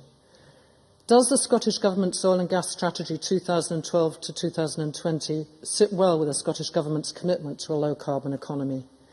Although I am pleased to see in the strategy it does contain provisions to create opportunities for supply chain companies in the offshore and carbon capture and storage sectors. The increase in oil recovery is also very welcome, as highlighted by the Minister. In the context of climate change, the UK CCS demonstration projects are deeply significant, as has been highlighted by my colleague Rhoda Grant and others. It is indeed disappointing that the UK government is cutting funding to these demonstration projects, and it might be helpful if the Minister could update us on this, especially as one of the projects is to be in the gas sector. One of the more striking elements of the oil and gas strategy is the intention to help expand the oil and gas industry abroad, with Brazil, West Africa and others being cited as recipients of support from the Scottish Development International. I believe the Scottish Government, though no doubt with good intentions, has missed a central point here, that we work with other countries to reduce emissions rather than increase them. And indeed recently, our Minister for Environment and Climate Change returned from the international climate change negotiations at Doha. Speaking to the Minister on his return, I was pleased to hear his thoughts on the progress of negotiations and his continuing commitment to reducing carbon emissions in Scotland, so as to set an example to the wider world. I would like to ask how this ambition sits with increases in oil production in the longer term. Indeed, members will be only too aware that this very chamber recently passed legislation committing government to emissions reduction targets under the Climate Change Act. And having unfortunately failed to meet the first annual targets, a decrease in emissions, I am concerned about the impact of the oil and gas industry on the next annual targets. Surely the contradictory nature of these two competing aims must have occurred to the Scottish Government, and strengthening the oil industry long-term and reducing carbon emissions surely do not sit comfortably together. The Race Committee will soon be scrutinising the draft second report on policies and proposals. It is the view of many that a shift in transport modes away from oil would be needed, and that energy efficiency, as well as simultaneously cutting fuel poverty and the high demand for oil and gas in house heating, will be key in cutting our emissions. In Rhoda Grant's words, we need to loosen our dependence on carbon in the long term. I want to turn now to the question of the future of fracking. There are a range of legitimate concerns over the expansion of this industry in Scotland, and my colleague Claire Baker has lodged a motion which raises concerns about the impact of fracking on the environment. The extraction process uses a great deal of water as well, which is not plentiful in some parts of Scotland, would we believe it sometimes, and Britain. Further, the UK government report on fracking failed to look at the potential of groundwater contamination. As things stand, there is a distinct lack of clear guidance for councils on how to deal with applications from private companies. The current regulatory regime is cluttered and confusing, and it is extremely difficult for communities to be represented. This is why I have backed my colleague Claire Baker's call for the Scottish Government to bring forward national guidelines to provide clarity and to stop the potential for rapid expansion of the industry without proper scrutiny. And I ask the Minister today to clarify whether, and if so when, such guidance for local authorities will be forthcoming. Thank you. Thank you very much. And I call Brian Adam to be followed by Mark MacDonald. Thank you. I'm pleased to say that universities and colleges in Scotland are going to step up to the plate in terms of skills. It's particularly true of those in Aberdeen and the North East. I'm also aware of recent mergers and acquisitions. Now, sometimes it can be controversial, but it shows a measure of confidence in the industry. It's also shown international dimension.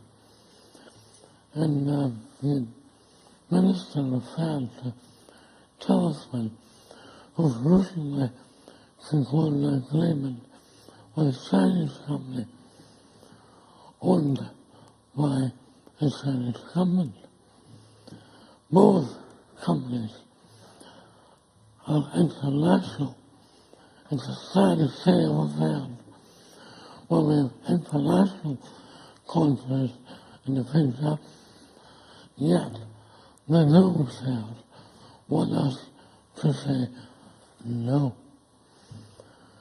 It's interesting too that Scotland's international supply chain continues to invest in the future, and delighted to see that there's confidence going forward. It's interesting too, there's been such an interest in the recent voice of fields for exploration and development, displaying full confidence. I think there is much at risk from stability, and doomsayers need to be very, very careful. I'd like to make a particular reference to CDS. We shouldn't be left behind. Others are doing, and it will be applied to the North Sea, so why shouldn't we benefit from research or continue research? That's how we are part of the love. I think it really would like to see no more oil and gas, so we can't be in it all. And I don't agree with them. Thank you very much. Thank you very much. I now call Mark MacDonald. Thank you very much, Presiding Officer, and I'm aware that time is tight, so it's not my intention to take interventions. I'm aware time has been reduced for the final speakers. If I can note at the beginning my interest in the subject that my brother is employed in offshore health and safety, and my father owns and operates a business in the supply chain in the North East. And I want to start on the issue of the supply chain and indirect employment, because we often focus on those who work offshore or those who are directly employed by oil companies, but there is a vast network of companies, of businesses and of jobs within the North East which are dependent upon the industry. And it's not just as simple even as those companies which directly supply. There are, if you look at things like, for example, shops and other facilities, hotels within the area, which depend upon the industry for their income and for their survival. So I say to Patrick Harvey that the point that my colleague Kevin Stewart made about this transition being something that will need to take time in order for it to bed in, because there is so much of the infrastructure that is dependent on the sector is valid, and it's not just a simple case of being able to make that transition in such a quick way. But I do agree that the skills are transferable between the sectors, and indeed from the discussions that I've had with representatives of the oil and gas sector, they are both aware of those transferable opportunities and aware indeed of what they could realise for their businesses, because they recognise that they operate within a sector that is not going to be around forever in terms of the finite nature of the resource, but what they do recognise is that their businesses and their companies and the expertise that they have can be around forever if they diversify and if they take advantage of those transferable opportunities. I think the point that's been made around the safety regime, I think that we do have an extremely good and extremely strong safety regime in the North Sea. Unfortunately, it has been shaped too often by tragedy, and it has often been a case that it's been the reaction to tragedies, whether that's Piper Alpha, whether that's helicopter ditchings, but what we should recognise is that it is as a result of those good work is being done both by the industry and by the unions to ensure that the health and safety of those working in the sector is absolutely paramount. And in terms of the economic value argument, I noted the comments in the Aberdeen Grampian Chamber of Commerce report from Kenny Payton, oil and gas partner at Bond Pearce, who spoke of the grim economic picture elsewhere in the UK, but said Aberdeen is bucking the national trend. It's a beacon of activity, attracting all sorts of professions seeking exposure to this market, from accountants to IT and, of course, legal, as well as those more readily associated with the industry. And I think that it demonstrates that Aberdeen was the only part of the UK, which actually grew during the recession, demonstrates how important the sector is, not just to the North East, but to the wider national economy as well. I was interested by Mary Scanlon's point that comparing the value of revenues and saying that it only accounts for 0.7% of UK revenues, the oil sector. Well, in that case, they'll no miss it then after 2014. And what I would say further, in terms of the issue around the skill shortages that exist within the oil and gas industry, Presiding Officer, the work that's been done by Aberdeen Grampian Chamber of Commerce and indeed by the skills surveys identified 68% of contractors and 75% of operators reported experiencing problems in recruiting suitable employees in particular occupations. And I think what I've noticed, certainly in my discussions, is that there is a significant gap between those a gap where there are going to be a number of people who are going to retire and there is a significant number of new entrants into the workforce, but there is a gap in the middle that needs to be filled. And I think that one of the difficulties that is being faced is around the immigration rules that currently exist, because it makes it very difficult to import skilled workers from elsewhere to come and work in the North East and in Scotland as a result of the immigration controls that are being put in place by the UK Government, and it's vital that that is addressed and addressed appropriately. I was interested also to attend the recent Your Future in Energy event in the North East, where young people from schools were given the opportunity to learn more about the oil and gas sector. And one of the interesting things was how few of them understood about the oil and gas sector, even when they had parents and family members who worked within the sector, and it spoke of an industry where maybe people don't share enough of their experiences of the industry, and that certainly came across. And I think, going back to the skill shortage argument as well, I think many have been put off a career in oil and gas in the past as a result of unfortunate scare stories and tales of woe about the industry and its viability going forward. I think we finally have a consensus about the viability of the oil and gas industry going forward, that these young people know that they can enter the energy industry on leaving school and have a full career in the energy industry if they wish to do so. Were that these truths had been told back in the days of the 70s and 80s, and we might not be facing the skill shortages we are now, and we might have seen much more economic benefit to our nation as a result. Thank you very much. And we now move to the winding up speeches, and I call on Patrick Harvey. Mr Harvey, 6 minutes. You'll appreciate, Deputy Presiding Officer, that from my point of view this has been a debate full of contradictions, and it's an industry full of contradictions. It's an industry in which the recovery of a resource means the burning of that resource. An industry in which managing a resource means consuming it as quickly as possible. It's a debate in which we can recognise the vital role that a particular source of income has for the public purse, but then most of us agree to want to get through that as quickly as possible, as though there's no tomorrow.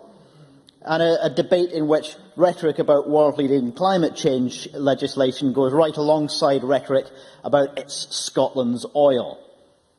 The central contradiction that I've sought to highlight in my opening speech and in my amendment is between the 2-degree target that we set to give our world some reasonable chance of a sustainable future versus all of these questions about how many jobs, how much money can be made from burning through the fossil carbon as quickly as possible. A contradiction between the low-carbon economy that we've all said we want to see and ever-increasing supply of fossil fuels and therefore fossil carbon into the atmosphere. In answer to these contradictions, Fergus Ewing talked about CCS, but as a means of achieving ever more oil extraction through enhanced oil recovery, which basically means extracting fossil carbon for power generation, taking some of that carbon back through carbon capture, and then using it to extract even more fossil carbon to put into the global economy in industries that cannot be served by CCS, all of which amounts to a continued emphasis on dumping ever more carbon into the atmosphere. Minister. Just clarify, I wonder if Mr Harvey could clarify for me, because I don't know the answer to this genuinely, Presiding Officer. Are the Greens against carbon capture and storage? Patrick Harvey. We've not been against research to see if it can work, but it has limited transitional role to play. It can't be something that we can rely on to take the carbon out of the oil industry and put it back under the ground. Rhoda Grant also mentioned CCS and called for investment in new technologies to replace a reliance on fossil fuels in those industries where CCS can't play a role.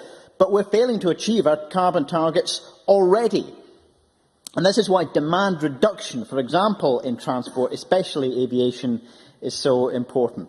I've been promised by Mary Scanlon that we'll have a wee bit of a response to my arguments from Alex Johnson as well, and I look forward to that. But Mary Scanlon and Maureen Watt had an interesting exchange, a dispute on the economic value of oil and gas. But even the SNP accept that this resource won't last forever. And I'll mention something just in passing to my SNP colleagues, which will be relevant for the next couple of years. I want Scotland to be independent for more than 40 years. I want us to have a viable economy for more than just one generation. And the SNP do seem to be in denial about the long-term future. I can't understand for the life of me why there is an argument against what's not to like about having a publicly owned renewables company ensuring that at least a proportion of the profit from Scotland's long-term energy resource serves the common good. I'll give way one more time. Maureen Watt. Giving way. Is that not precisely why we need independence, so that we can set up an oil fund like Norway's, where the income from that is now more than from oil and gas in that country? Patrick Harvey. Well, that depends on what that fund is going to be used for. And I know that we'll disagree right across the chamber about the need to keep our fossil carbon in the ground and under the sea, or at least a proportion of it. I know we'll disagree about that. But I honestly would ask all members, after they've voted down my amendment this evening, to consider the long term. I don't think the climate can wait 40 years for us to act, but even if climate change wasn't happening, Scotland will need an economy after oil. Now, the building of a Scottish public renewables company would take many years. We could begin right now, and this in answer specifically to Maureen Watt's comment, we could begin right now by empowering and even expecting local authorities to set up local energy companies using their own borrowing powers, as I've continually pressed the Minister to do, but he seems unenthusiastic. Building on that with the current powers that we have at local level and completing that task with independence and the revenue and borrowing powers at national level that would come with independence. That's the legacy that we I'm afraid I don't have time to take a further intervention, but that surely is the legacy that we should be looking to leave for future generations. A source of income for those future generations to replace the fossil fuel income, which we all know. We may disagree about when it's going to disappear, but we all know that it will. So not only income for future generations, a source of energy which won't destroy the prospects for the future, and a legacy that would last as long as the waves and tides themselves, not one that will last only one generation. That's the opportunity that we should be seeking to exploit, and if it means exploiting a proportion of our fossil fuels to that end and leaving another proportion where they are, where the fossil carbon belongs and ought to stay, that's the opportunity that we should be looking to for the future Deputy Presiding Officer. Thank you. I now call on Tavish Scott. 6 minutes. Well, thank you very much. I used to think there were going to be a few challenges holding all of the parties together who believe in keeping the United Kingdom together. But after that contribution and the attacks on Mr Harvey by all the colleagues and his colleagues in the SNP, this will be a piece of cake, this one, I tell you. Can I first of all deal with the Constitution, since we were doing quite well until all the backbenchers got going on it? And let me Stuart Stevenson did it most, so let me deal with Stuart Stevenson's arguments, because he made the legal argument. He got his researcher to dig out some piece of legal paper which shows that various islands in the far Pacific are now independent. Can I just say, if Mr Stevenson wants to have the legal argument about oil and gas, then can I just commend to him the report by UK Economics Focus published last night, which says on oil and gas that there are potential complications here. For example, a significant proportion of Scottish oil actually lies in waters surrounding Shetland, which would put the latter in a strong position in the event of independence negotiations between Scotland and the rest of the United Kingdom. Indeed, secession by Scotland could encourage similar aspirations among Shetland. So if Mr Stevenson thinks it's his oil, I can assure you it's our oil first. Stuart Stevenson. Is the member aware of the Vienna Convention on Successor States, which has a population de minimis which would exclude Shetland from the rights to those oil? Well, Mr Stevenson's just excluded Shetland. I can't wait to get my press release out on that one. SNP policy now to exclude Shetland.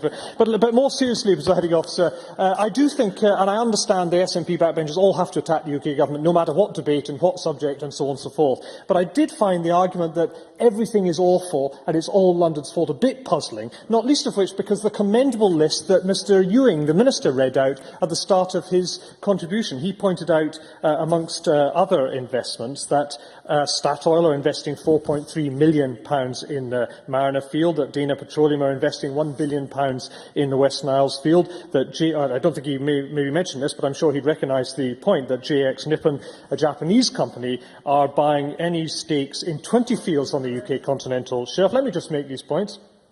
And actually, Mr MacDonald didn't choose to take any interventions of his own, so let me just leave him in his place. TACA and SSE buying £1 billion of North Sea assets from BP. So if it's all the UK government's fault, and it was, of course, every government's fault from 19 Oatcake on, I wonder why all that investment is taking place. And Maureen Watt, I thought, gave the game away, actually, although she does come from the North East, and therefore she does reflect very genuinely a very strong sense of how important this industry is, and a view I would very strongly share. But she did say, and I hope I quote her correctly, I'm sure I can check the official report tomorrow, we look forward to recouping the benefits of this resource in the context of the tax revenues. I must say that in the context, if it were to happen, of an independent Scotland, the context of that happening and the thought that the Central Belt would simply do anything other than use the oil and gas industry as a cash cow, I think is exactly what would take place. No, thank you, Mr Mackenzie. I think you had the disadvantage of writing your speech before you came into the chamber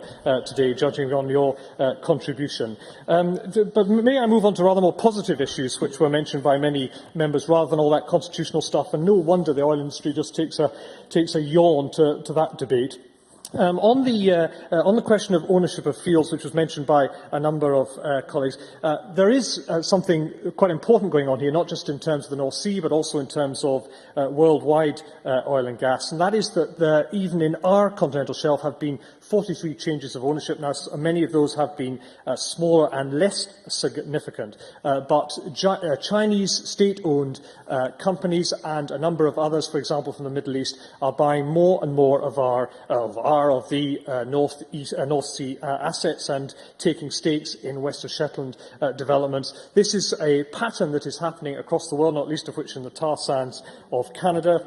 And there is something important there to look at in the context of what were to happen were some of the left-wing ideas that Mr Harvey forwarded for public ownership of the oil industry or of renewables industry were to come about. Not quite clear how that happens. Now, I thought where that argument absolutely fell down was that some who make this case on the environmental movement never put any detail behind what they describe as the transition over the next 40 years. I think we should be rather more optimistic about what's happening on renewables, not least of which because the development of power sources for cars, buses, boats and other forms of transport will change what Patrick Harvey rightly highlighted, which was the high level, indeed leading level of emissions from that particular source. But to say nothing is happening, I think, is unfortunate and just wrong. Can I also deal with, or just pick up the safety points that Lewis MacDonald made in respect of Pipe Alpha? I seem to recall that Mr MacDonald opened that debate in Aberdeen back in 2002. I believe he was the Minister at the time, spare his blushes on that. And also Brian Adams spoke in that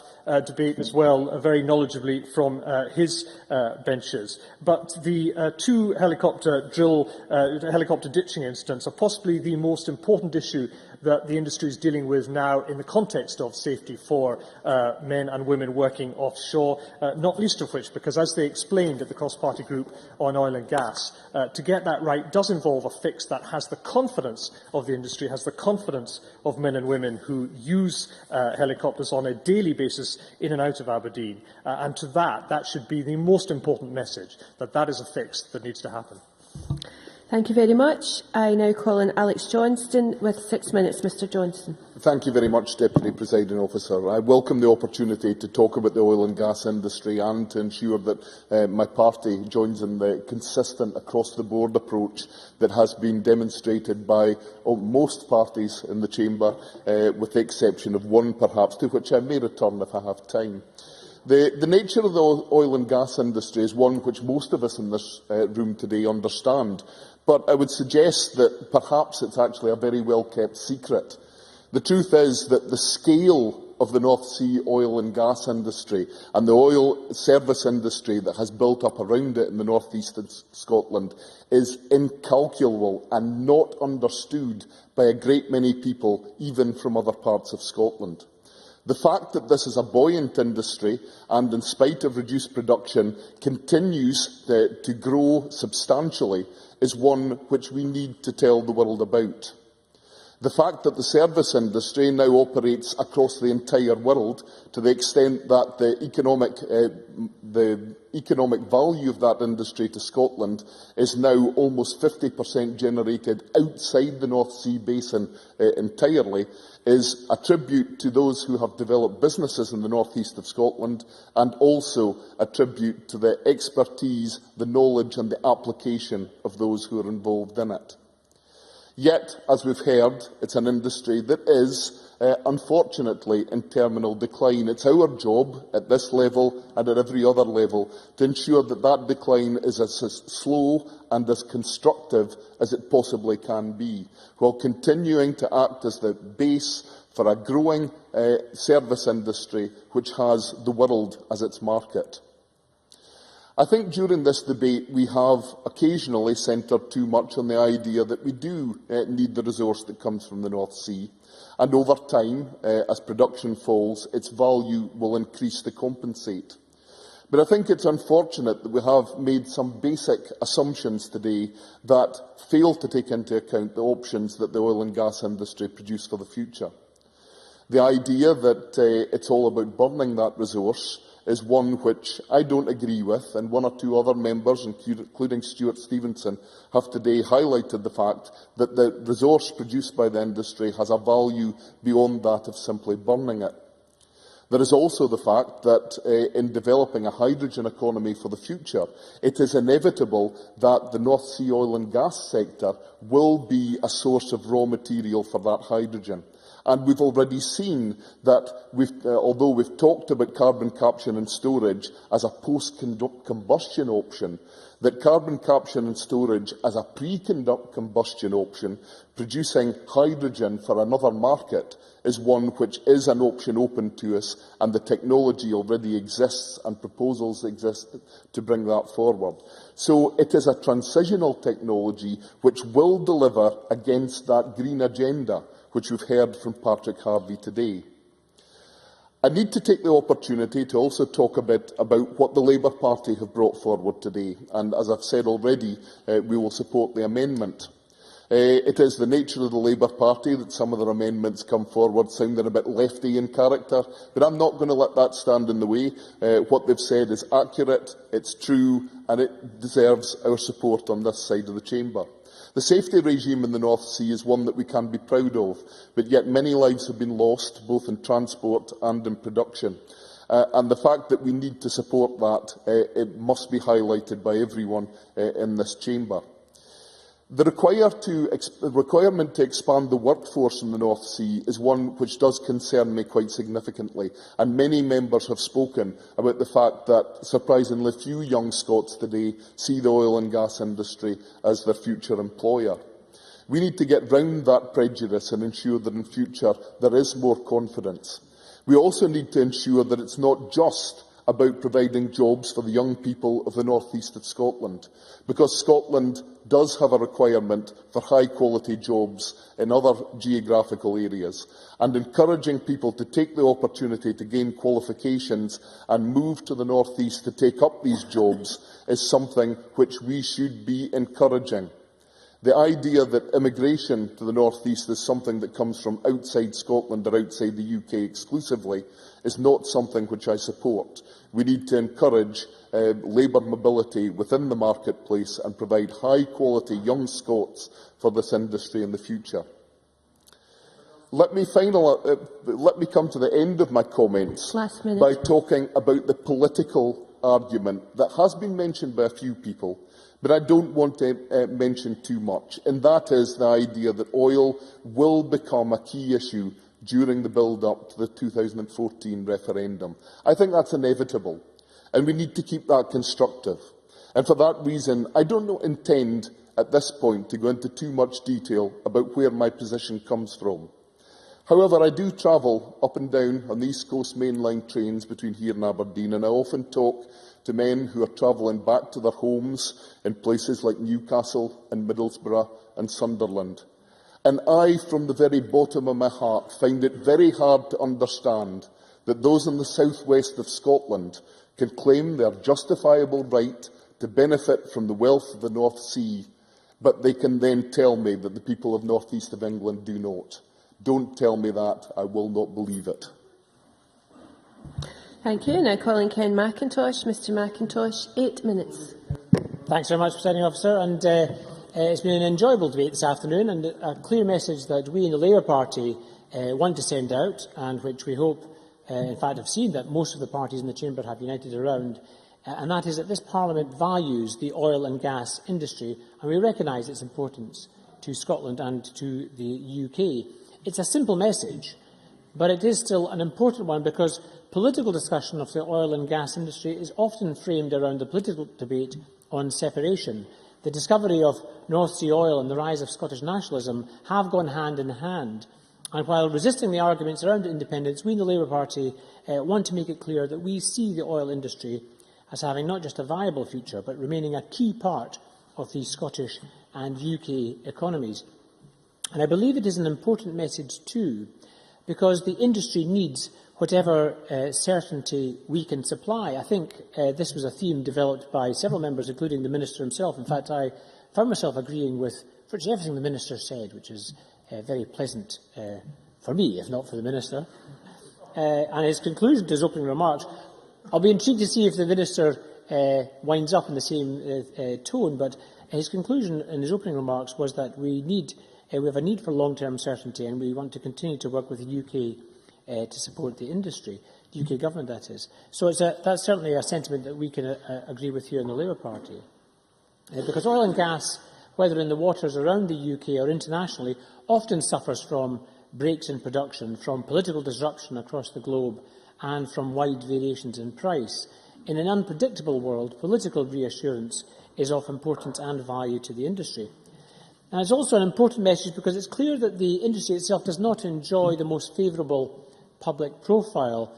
Oil companies on the whole are viewed with suspicion, and many of us deeply resent the rising prices we constantly have to cope with, whether at the petrol pump or when paying our domestic heating bills.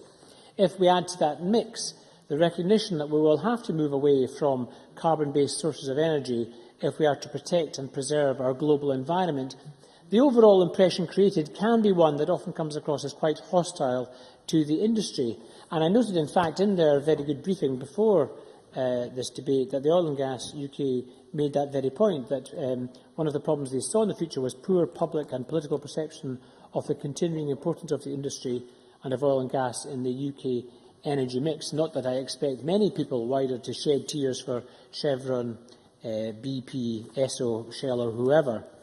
Now, I certainly do not wish to diminish the importance of the move to renewables, but even if we are, as I hope, to expand our use of renewable energy sources, we will still have to rely, to a huge extent, on carbon fuels. At the moment, the industry estimates that oil and gas provides for more than 70% of our primary energy needs, and crucially, that in 10 years' time that will still be the case. And I think that there was, on this point, whatever sympathy many members in the Chamber would have with the case and the point of view that Patrick Harvey put, I think many of us felt that he took his argument too far, that most members were far more realistic about the challenges facing us. And I thought that, and about what we need to do in response, and I thought this point was made by Claudia Beamish, by Rhoda Grant, by the Minister himself, in talking about the importance of developing CCS technology. I will, to Mr Harvey. Patrick Harvey. I wonder if the member could explain to me, in order to pacify me and encourage me not to go so far, can he explain to me how maximising the oil and gas extraction is compatible with reducing the carbon emissions? Ken McIntosh. It was interesting, if I may point out, it was interesting that in Mr Harvey's submission, he made the point about the warnings produced by the International Energy Agency, but he didn't fulfil the quote, which he then filled in in his own contribution, which is talking about meeting the 2%, making sure we don't go beyond 2% rise in centigrade in temperature.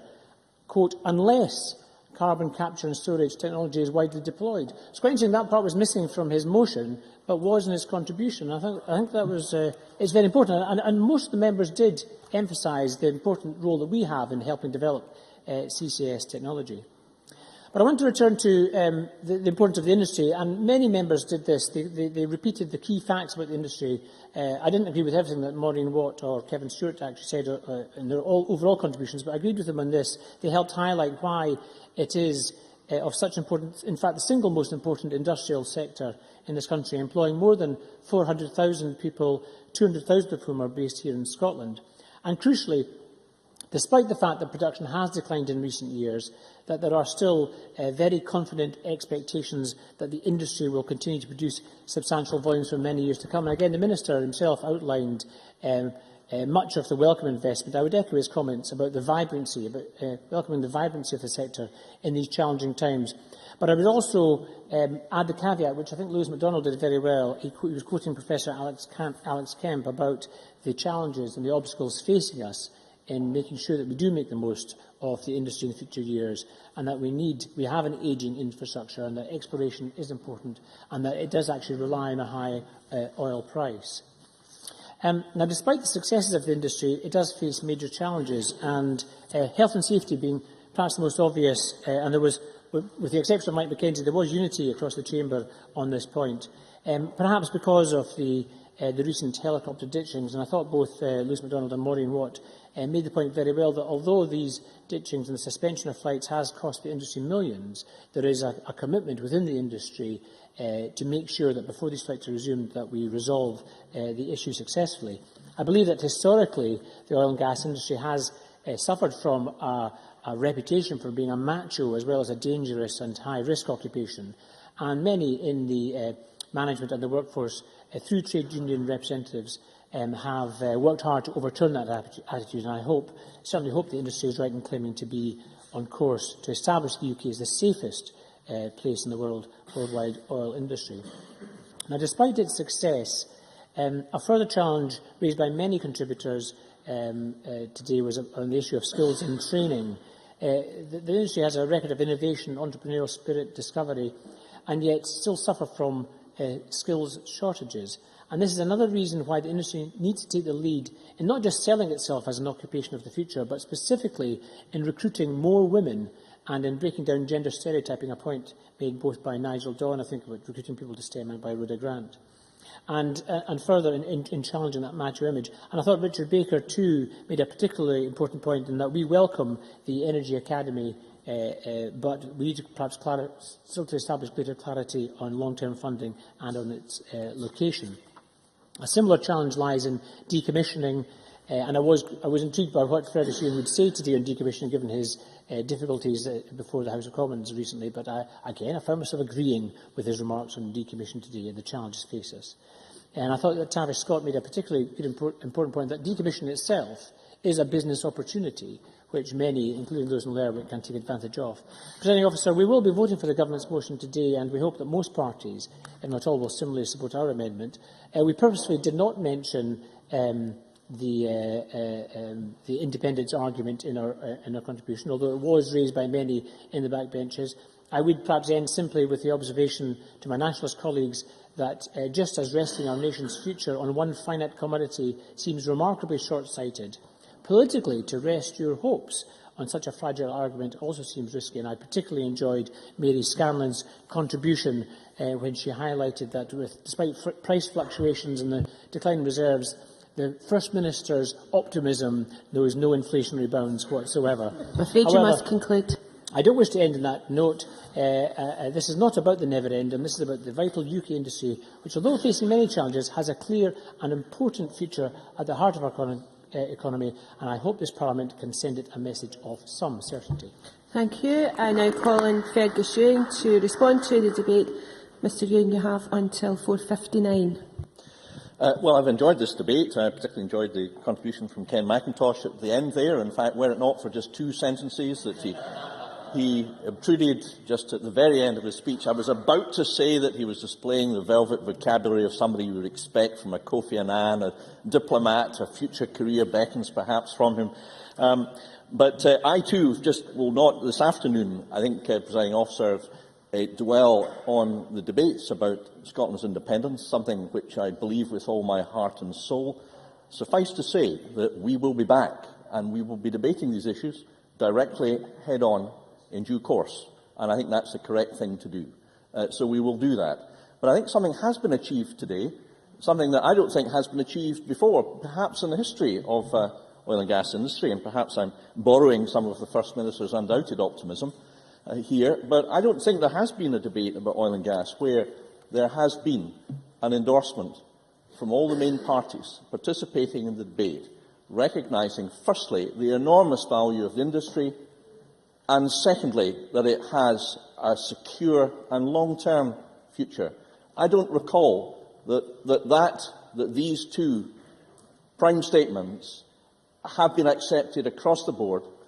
Hitherto, they have been the subject of claim and counterclaim. The fact that today both of those statements have, by all the main parties, been accepted, I think, is a step forward. And moreover, I think it will be seen as a step forward by the industry and its representative bodies. And members will be aware that Maureen Watt is kindly hosting a reception this evening in the Garden Lobby, which leading figures from the oil and gas industry will be attending, and I hope that all members will come along.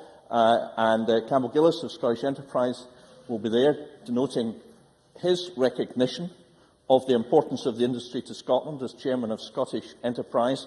And Melford Campbell, with whom I co-chair the Industry Leadership Group, will be attending and both speaking along with myself. And I'm delighted also that Melford Campbell has recently been appointed to the board of Scottish Enterprise, thereby further strengthening, if you like, the expertise and knowledge and contribution from the oil and gas industry to Scottish Enterprise. These are all good things, I think, Presiding Officer. Yes, of course. Mr MacDonald. I very much welcome the Minister's approach and tone in these remarks, but I think he was at the debate in Aberdeen 11 years ago, and I think I would simply say to him, my recollection is that the recognition of the long-term future and the importance of the oil and gas industry has been shared by all the major parties over all of that time. Minister. Well, I'm happy that that is the case now, and I hope that it was the case in the past. Let me just turn to some of the major issues that were raised in the debate and the contributions. I think almost all members, spoke about the importance of health and safety, and indeed Rhoda Grant spoke quite movingly, I thought, about the Piper 25, the 25th anniversary this year, the imperative importance of health and safety, and I think member after member made that contribution. Most especially, perhaps, members such as Kevin Stewart, who talked about his own father and brother in the industry, and I think Lewis MacDonald, his own. Well, I know his brother reports the oil and gas industry, and something I hope he does for many years to come, I may say, Presiding Officer. But many members, particularly those from Aberdeen and Aberdeenshire, spoke of the industry movingly and with great knowledge of their families, because their life, the warp and weft of the life in Aberdeen and Aberdeenshire, has involved the oil and gas industry for all our lives. I was only sorry that I didn't hear the dulcet tones of Dennis Robertson, because whenever I think of West Hill, the name Dennis Robertson flashes through my cranial area, So I don't know if Dennis wants to make an intervention or something. There he does. Dennis Robertson. I'm delighted the Minister has actually recognised once and for all that it is Aberdeen and Aberdeenshire that is the capital of Europe's oil and gas industry. Minister. Dennis Robertson for that contribution. We're just very relieved that he didn't accept that career opportunity as a night watchman that he was offered at school.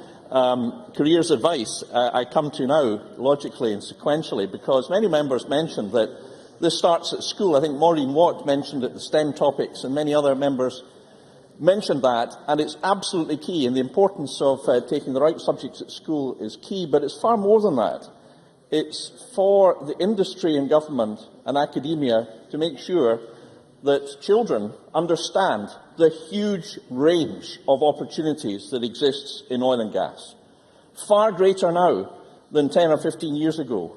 The huge range of skills and expertise and the importance of STEM topics and maintaining STEM topics to avoid, if you like, forfeiting the opportunity to take up careers of which you're unaware, and at the ages of 12, 13, 14, you cannot be expected to be aware. And therefore, initiatives such as the Glasgow Science Centre offer to have all children come along to see what happens there are terrific, and I would love to see these opportunities spread all around Scotland. The provision of energy skills is a wide-ranging matter, Presiding Officer, and from my fairly extensive engagement with the industry, I know that the industry expects government to make a substantial contribution, and we do. Stuart Stevenson mentioned Banff-and-Buchan College. There's also Aberdeen College, RGU, Aberdeen University. I met with Professors Diamond and others last month, and I've had 6 or 7 meetings about developing Energy Skills Academy idea, making sure that there is one plan of the academic world, the government and industry. That is absolutely key, that we're avoiding duplication and that we're going forward in a way that meets the needs and interests of all. But I think it's important to understand also that the industry looks wider than simply the provision of graduates and students, important though they are. And they're looking to recruit from the armed forces, they're looking for more relations with schools, they're most certainly looking to see far more done to make it clear that there are massive opportunities for females as well as men in the industry. And many members picked up on that point, and they are absolutely right. Also, companies such as the Wood Group and others have led the way in what is called transformation training. Order. Can we have order for the Minister, please? Thank you, Presiding Officer. Transformation training means transferring skills and being retrained from, for example, the automotive industry into the oil and gas industry. Now, with many sectors, particularly the construction industry, facing grave difficulties, Presiding Officer, it seems to me to be logical and desirable that we do everything we can to encourage the process of enabling people who may find themselves redundant or who simply wish to change career to have the opportunity to do so. That's why initiatives such as the Energy Skills Academy at NIG are so important. And I was delighted that Roy McGregor, a proud Highlander, as Mary Scanlon mentioned, just before Christmas announced another 400 jobs in addition to the 800 jobs. And it's not just that, but those avid readers of the Press and Journal, such as myself, not to mention Inverness Courier, will have picked up that as well as the Energy Skills Academy of Global Energy Group, there is also, as far as I know, the only one in the UK, there's a crane operators school at NIG as well that Dougie McGilvery has set up, and his company, Weldex, I think is now, I'm told, is now the 11th or 13th largest crane company in the world, and the only place to learn these skills, so far as I'm aware, in this particular way, is in NIG. So the skills issue is wide-ranging. There's no single solution. It involves a whole array of answers, and industry itself has recognised that they need to do far more, Presiding Officer, on this front, and I think they make no bones about that. So I'm working with Oil and Gas UK, with Subsea UK, with OPITO, with the universities and colleges in the area in particular, to develop solutions to these problems.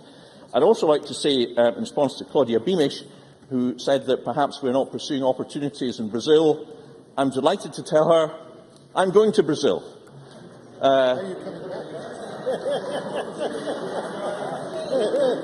Am I coming back?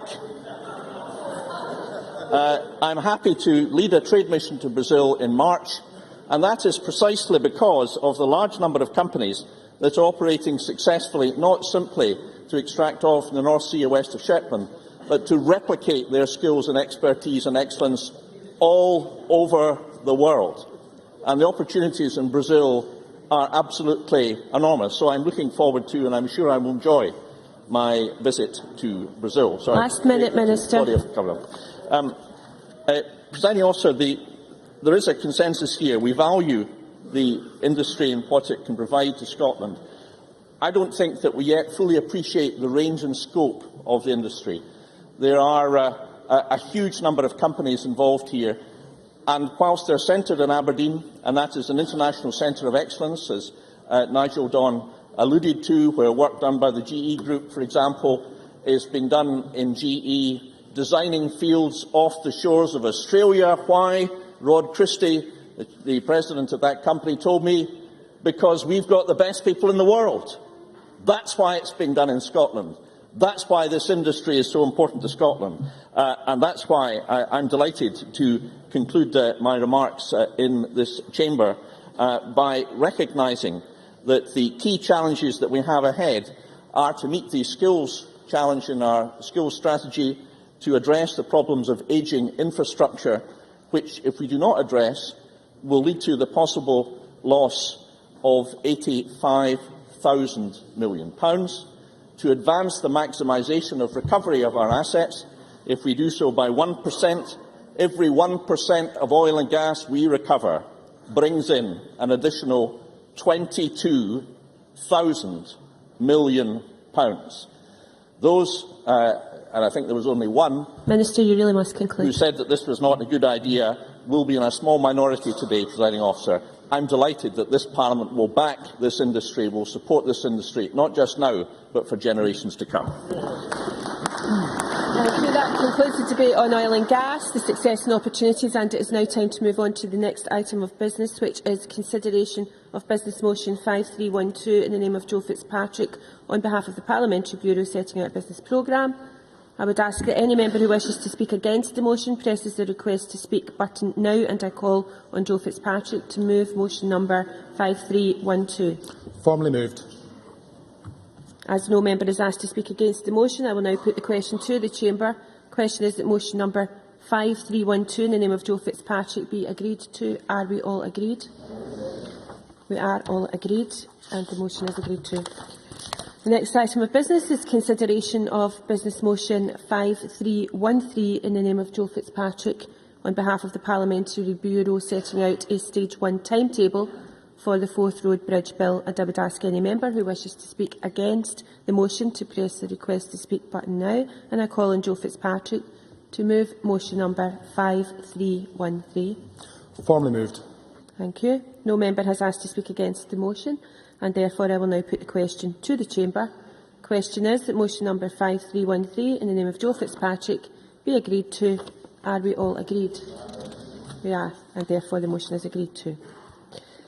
The next item of business is consideration of Business Motion 5314 in the name of Joe Fitzpatrick on behalf of the Parliamentary Bureau setting out a Stage 2 timetable for the Water Resources Scotland Bill. Can I ask any member who wishes to speak against the motion to press the request to speak button now, and I call on Joe Fitzpatrick to move motion number 5314. Formally moved. Thank you. No members asked to speak against the motion, and therefore I will now put the question to the Chamber. The question is that motion 5314 in the name of Joe Fitzpatrick be agreed to. Are we all agreed? The motion is therefore agreed to. And we now come to decision time. And there are 4 questions to be put as a result of today's business. The first question is that Amendment 5310.2 in the name of Rhoda Grant, which seeks to amend motion number 5310 in the name of Fergus Ewing on oil and gas, the success and opportunities, be agreed to. Are we all agreed? The amendment is therefore agreed to. The second question is that Amendment 5310.1 in the name of Tavish Scott, which seeks to amend motion 5310 in the name of Fergus Ewing on oil and gas, the success and opportunities, be agreed to. Are we all agreed? I'm going to ask that again. I'd ask for quietness in the chamber, please. Are we all agreed? We are all agreed to, and therefore the amendment is agreed.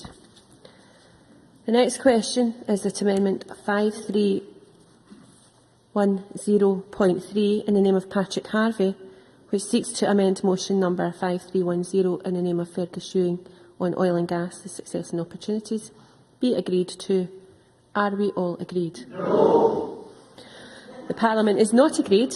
Therefore, we will move to a vote, and members should cast their votes now.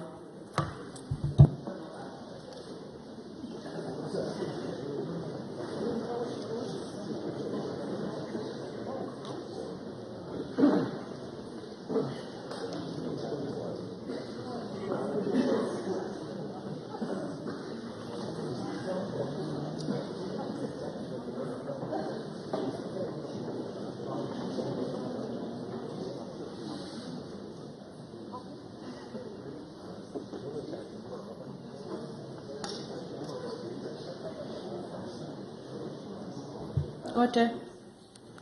The result of the vote on amendment number 5310.3 in the name of Patrick Harvey is yes 2, no 118. The amendment is therefore not agreed. The next question is that motion 5310 in the name of Fergus Ewing, as amended, on oil and gas, the success and opportunities, be agreed to. Are we all agreed?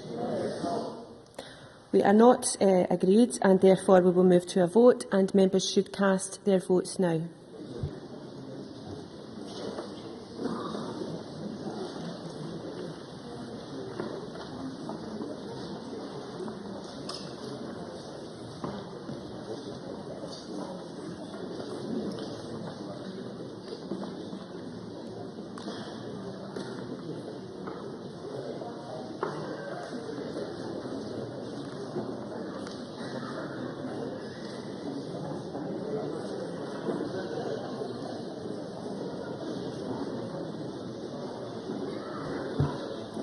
Order. The result of the vote on motion number 5310 in the name of Fergus Ewing, as amended, is yes 118, no 2, and there were no abstentions. The motion, as amended, is therefore agreed. And that concludes decision time. And we will now move on to members' business. And can I ask members who are leaving the chamber to do so quietly, please? I'll allow a short pause to allow members who are not participating to leave before we move on to members' business.